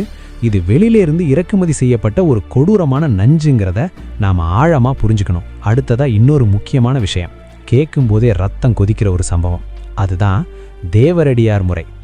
இன்னைக்கு பலரும் தேவதாசிங்கிற வார்த்தையை ஒரு கொச்சையான வார்த்தையாக பார்க்குறோம் இல்லையா? ஆனால் பாண்டியர் காலத்தில் இந்த முறை எவ்வளோ ஒரு கௌரவமான விஷயமா இருந்துச்சு தெரியுமா? தேவரடியார் அப்படின்னா தேவருக்கு அடியார்னு அர்த்தம். பாண்டியர் காலத்தில் கலைகளையும் இசையையும் நாட்டியத்தையும் வளர்க்கறதுக்காகவே தங்களை அர்ப்பணித்த பெண்கள் இவங்க. இந்த தேவரடியார் பணிகளில் அந்த காலத்து பாண்டிய மன்னர்களோட மனைவிகள், மகள்கள் கூட தேவரடியார்களாக இருந்திருக்கிறாங்க. பாண்டிய மன்னர்கள் இவங்களுக்கு அம்புட்டு மரியாதை கொடுத்தாங்க. அவங்க பேரில் நிலங்கள் தானமாக கொடுக்கப்பட்டுச்சு. அது மட்டும் இல்லாமல் கோவிலோட மிக முக்கியமான நிர்வாக முடிவுகளை எடுக்கிற இடத்துல இந்த பெண்கள் இருந்தாங்க. அவங்க சமுதாயத்தில் ஒரு பவர்ஃபுல் லேடிஸாக, கலைத்தாயாக மதிக்கப்பட்டாங்க. ஆனால் விஜயநகரம் மற்றும் நாயக்கர் ஆட்சி வந்ததும் என்னாச்சுன்னு பாருங்க, ஒரு பெரிய வரலாற்று துரோகம் நடந்துச்சு. அவங்க வந்ததும் இந்த உன்னதமான தேவரடியார் முறையை தேவதாசி முறையாக மாற்றிட்டாங்க. அதாவது கலைக்காக வாழ்ந்த அந்த பெண்களை வடநாட்டு நிலப்பிரபுத்துவ சிந்தனையில ஆளுபவருக்கும் நிலக்கீழார்களுக்கும் போக பொருளா மாத்திட்டாங்க. பாண்டியர் காலத்துல கலைக்கு மரியாதை கொடுத்த பெண்களை பிற்கால ஆட்சியாளர்கள் அடிமைகளா தாசிகளா மாத்தி அவங்களோட ஒட்டுமொத்த புனிதத்தையும் சிதைச்சாங்க. ஆனா இன்னைக்கு வரலாறு என்ன தெரியுமா? தமிழர்கள் தான் தேவதாசி முறையை கொண்டு வந்து பெண்களை இழிவுபடுத்தினாங்கன்னு ஒரு உருட்டுறாங்க. ஆனா நிஜம் அது கிடையாது மக்களே. பாண்டியர்கள் அன்னைக்கு கலைக்கு கொடுத்த அந்த பெரும் மதிப்பையும் கௌரவத்தையும் விஜயநகர ஆட்சியாளர்கள் தான் கேலி கூத்தாக்கி கொச்சப்படுத்தினாங்க. தமிழர்களோட அந்த உன்னதமான கலைமரபு சிதைக்கப்பட்டு அது இன்னைக்கு நம்ம மேல ஒரு கரையா சுமத்தப்பட்டிருக்கு. இந்த உண்மையை நாம ரொம்ப உறக்க சொல்லணும். இப்படி நம்மளோட பண்பாடு, சமத்துவம், கலைன்னு அத்தனையும் ஒரு பக்கம் சிதைச்சுப்பட்டு இருக்கும்போது இன்னொரு பக்கம் தென்காசியில இருந்த அந்த பாண்டிய வாரிசுகளோட நிலைமை ரொம்பவே மோசமாச்சு. கிபி 1600களுக்கு அப்புறம் நாயக்கர் மன்னர்கள் ரொம்ப பலமாயிட்டாங்க. அவங்க பாண்டியர்கள் கிட்ட இருந்த அந்த சின்ன சின்ன நிலப்பரப்புகளையும் முழுசா பிடுங்க ஆரம்பிச்சாங்க. கடைசியில பாண்டிய மன்னன் அப்படிங்கிற அந்த பட்டம் வெறும் பெயரளவுல தான் இருந்துச்சு. மதுரை, தென்காசி எல்லாம் இழந்துட்டு கயத்தாறு, வள்ளியூர் மாதிரியான இடங்கள்ல ரொம்ப சாதாரண ஜமீன்களா பாண்டியர்கள் சுருங்கி போயிட்டாங்க. கிபி 1750 வாக்குல ஆங்கிலேயர்களும் ஆற்காடு நவாபுகளும் உள்ள வரும்போது பாண்டியர்களோட அந்த ஒரு சின்ன அடையாளம் கூட வரலாற்றை விட்டு முழுசா தொடச்செறியப்பட்டுச்சு. பாண்டிய வாரிசுகள் அத்தனை பேரும் சாதாரண குடிமக்களா, விவசாயிகளா மக்கள் மட்டியில கலந்து போயிட்டாங்க. ஒரு காலத்துல உலகத்தையே நடுங்க வச்ச அந்த மீன் கொடி இப்போ எந்த காத்துலயும் பறக்காம அடியோடு அழிஞ்சு போச்சு. மூவேந்தர்கள்ல ரொம்ப நீண்ட காலம், அதாவது சங்க காலத்துல இருந்து கிபி 17ஆம் நூற்றாண்டு வரைக்கும் தொடர்ச்சியா தமிழ் மண்ணை ஆண்டது பாண்டியர்கள் தான். ஆனா அவங்களுக்குள்ள இருந்த அந்த வாரிசு போருங்கிற சுயநலமும் அலாவுதீன் கில்ஜியை கூப்பிட்டு வந்த அந்த ஒரு முட்டாள்தனமும் தான் 2000 வருஷமா தமிழ் மண்ணை ஆண்ட ஒரு மாபெரும் சாம்ராஜ்யத்தை மண்ணோட மண்ணா ஆக்கிடுச்சு. அன்பு மக்களே, இதோட பாண்டியர்களோட இந்த முழு வரலாற்று தொடர் முடியுது. பாண்டியர்கள் போர்க்களத்துல தோத்து போயிருக்கலாம், அவங்களோட பேரரசு அழிஞ்சு போயிருக்கலாம். ஆனா அவங்க வளர்த்த தமிழ் இப்ப வரைக்கும் நம்ம கிட்ட உசுரோட இருக்கு. தீண்டாமை இல்லாத, பெண்களை மதிக்கக்கூடிய அந்த உண்மையான தமிழ் பண்பாட்டை அவங்க நமக்காக விட்டுட்டு போயிருக்கிறாங்க. அதை நாம என்னைக்குமே மறந்துடக்கூடாது. இத்தனை எபிசோடா என்னோட டிராவல் பண்ணவங்க அம்புட்டு பேருக்கும் ஒரு பெரிய நன்றி. இது உங்க காலத்தடம். தமிழ் மண்ணோட மறைக்கப்பட்ட, திரிக்கப்பட்ட உண்மையான வரலாற்றை நாம தேடிக்கிட்டே இருப்போம். அடுத்த ஒரு புது வரலாற்று தொடர்ல உங்களை சந்திக்கிறேன். மறக்காம சப்ஸ்கிரைப் பண்ணிடுங்க மக்களே. Tata, bye by.